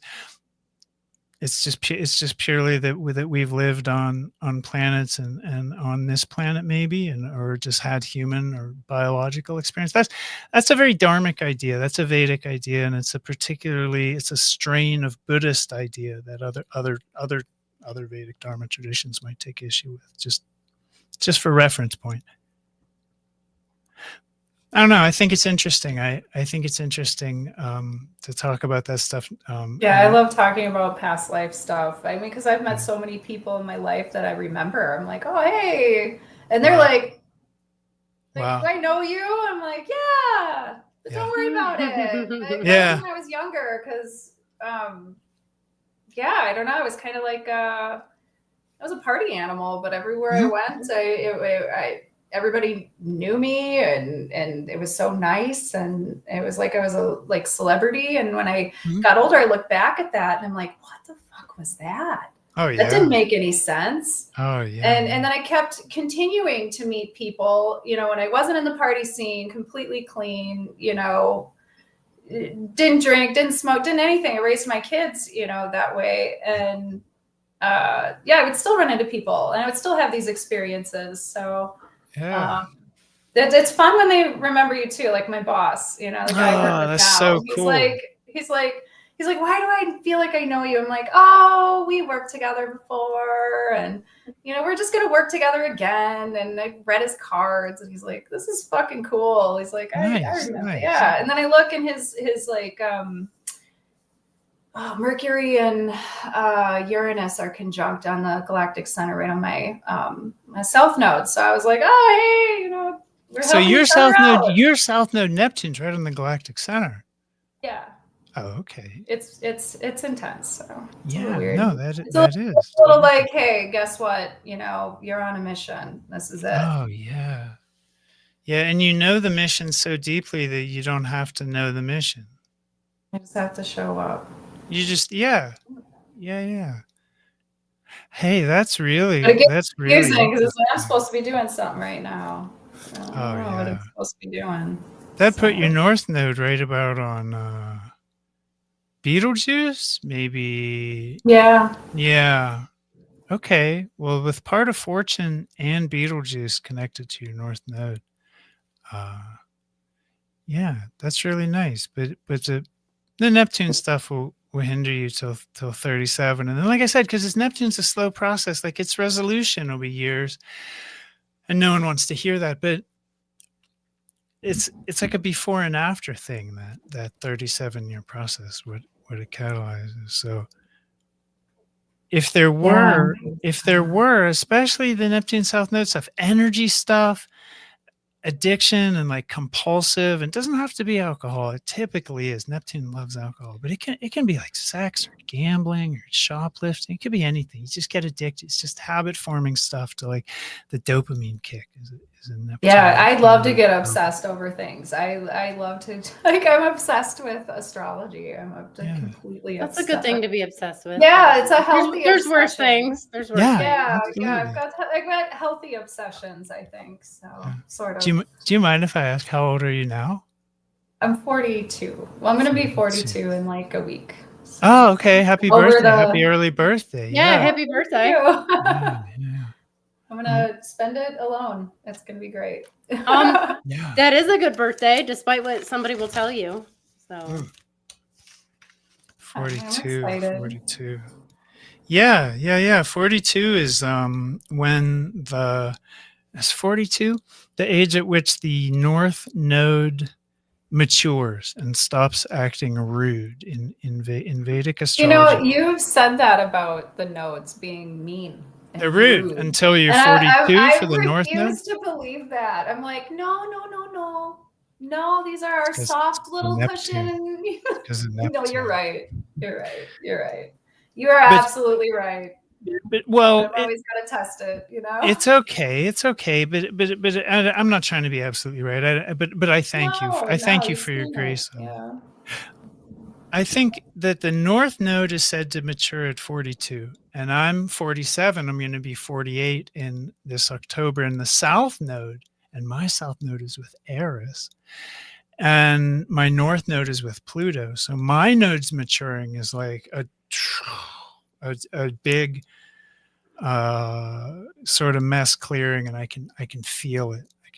And my early experiences around South Node and how they really manifest just wildly in early life are like as Iridian as yours are Neptunian. But not to get into these examples, just to say that I am approaching, just like you, Nikki, a birthday at which a significant node is going to kind of like mellow out and just start being like, yeah, a focus Oh, point doing its thing, but it's not yeah. going to distort. It's not going to like pervert and corrupt issues, you know.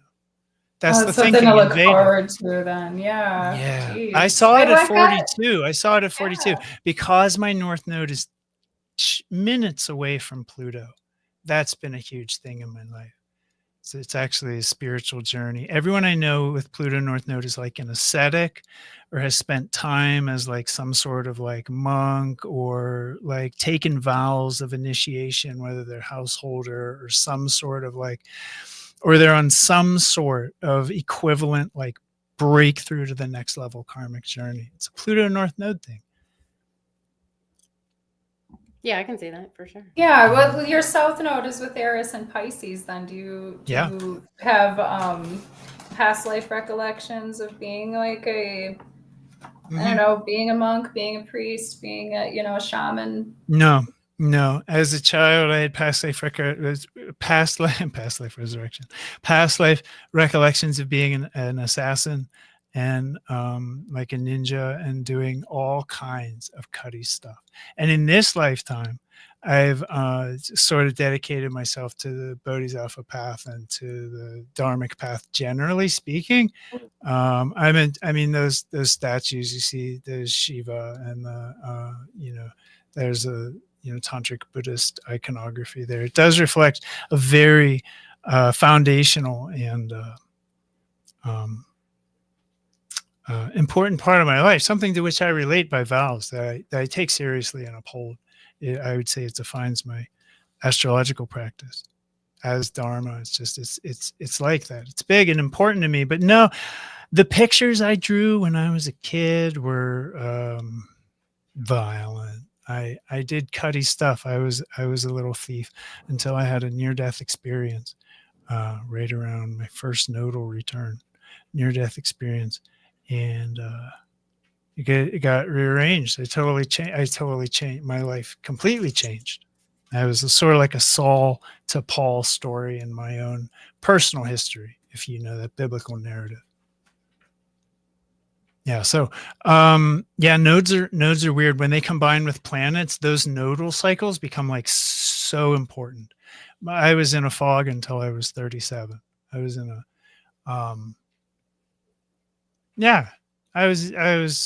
there was no way I could function clearly enough. But at that point when that lifted, I, was able to dispel what was a significant, impediment.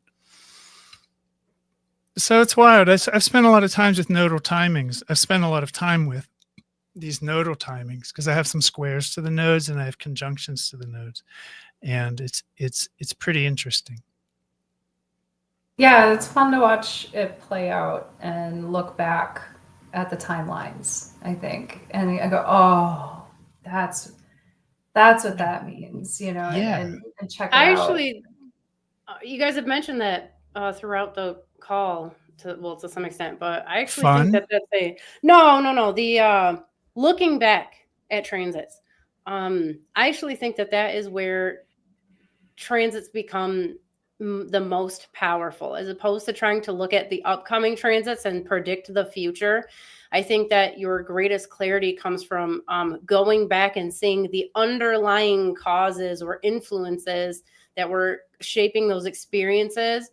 In which case, like it's so easy to look back and see something in retrospect and be like, oh, that's exactly what was going on. Why didn't I know that before? But I really think that that's where predictive astrology, even though it's, retrospective, is actually the most powerful. And I think that that's I wish more people used it that way. Nobody ever gets a reading and is like, hey, can you tell me, like, well, I mean, sometimes, can you tell me about the last year? Like, let's just rehash the last year and see exactly what was going on. That's not usually what people are looking for. But I wish that they would, because I think it provides a lot of insight that people overlook, and they don't really get to hash it all out and see what was really going on. Abby, when people come to me for transits, I spend some time going over where they are and what they're dealing with currently, even if they're just wrapping it up and what they've been through. And this is the last year's context. Yeah. how anyone approaches anything, it depends on what direction they're coming from. Yeah, so I'm with you on that. I think everybody wants to hear about the future, and they think looking at the past is just for learning astrology. But, and maybe to some extent it is, but I think for people who use astrology in their lives, a lot of people wait till they have a year that's like, whoa, what the hell just happened? Yeah. And then they try and break it down. But if you are kind of constantly looking back or just on Astro Dance, paying attention, every Thursday you can get a weekly printout of your transits. You can follow this stuff over time. And I'm with you, looking at the past. Yeah, that's how you see the patterns. If you don't look at Yep. the past, you can't see the patterns of the future at all. No, well, and an astrologer would look at them, but your average person's not. Yeah, exactly. I became obsessed with Pluto, and I followed the Pluto line to where he is now at the starting here, bottom of my chart, and I could track all the life, he would hit things, and it would change my lifestyle. It would change my life. I could pinpoint when terrible things were happening and when actual good things were happening too. So it's been incredible to look back at that data and be able to apply it and wow, okay, so looking forward, what do I have to look forward to? Hey, I have a question about that. Were you looking at solar arc progression, or not progression? Were you looking at solar arc? I'm blanking on the word. Directions, an arc directed chart, or how were you doing your timings with Pluto? Just the regular transit. Okay, so okay, yeah. Yeah, just the regular old transits against my natal chart. I haven't looked at solar. Sometimes I'll look at my progress chart because I'm like, okay. No, I get you. I was overcomplicating it. You're just talking about Pluto transits. Yeah, just Pluto transits. Yeah, and that's change in your life, transformation. That's textbook, but I love that. That's neat. Yeah, I could even tell when I had my kids and everything. Just super cool. Yeah, you know what you're looking for. Awesome. Yeah. Yeah, you gotta know what you're looking at though. You can't just go by the Starbucks astrology or whatever it's called. Well, I'm one of those weird people. I have to go over it a million fucking times. I have to be absolutely sure before I start giving other people advice and start talking to them about their transits. So when I do talk about my clients' transits at usually the end. I only do natal chart readings, but I will look at the transits and we talk about what it is they're going through right now and what they have to look forward to or what they just came out of. And that's really the extent of my comfort with it right now, because I really want to be able to offer better advice, better medicine for it. So, one thing at a time. I like baby steps, putting one foot in front of the other and then, gain some stability. And I do everything painfully slow and odd, but it's my way. And I'm just going to keep doing it my way because it works. Slower is better. As someone who has raced ahead and definitely. Yeah, I've done that in the past. It's better to just take everything slowly. I've got my Mars and Mercury are in Aries. I've run headfirst right into walls.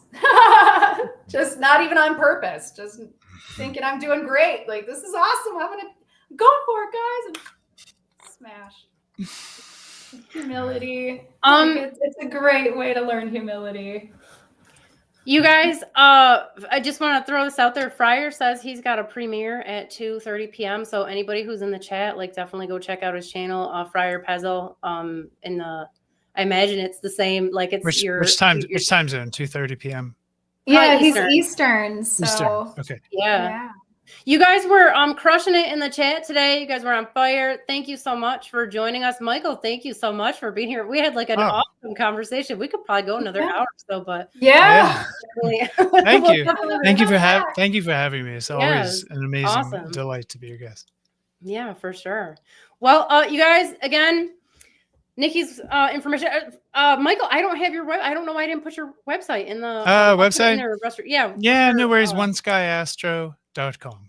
Okay. Keep it Okay. simple. If Yeah, you the East Google Coast. him, I know because I've Googled him plenty of times. Like you just put his name in, or One Sky Astrology, he comes right Yeah, up. So like that's right. That's right.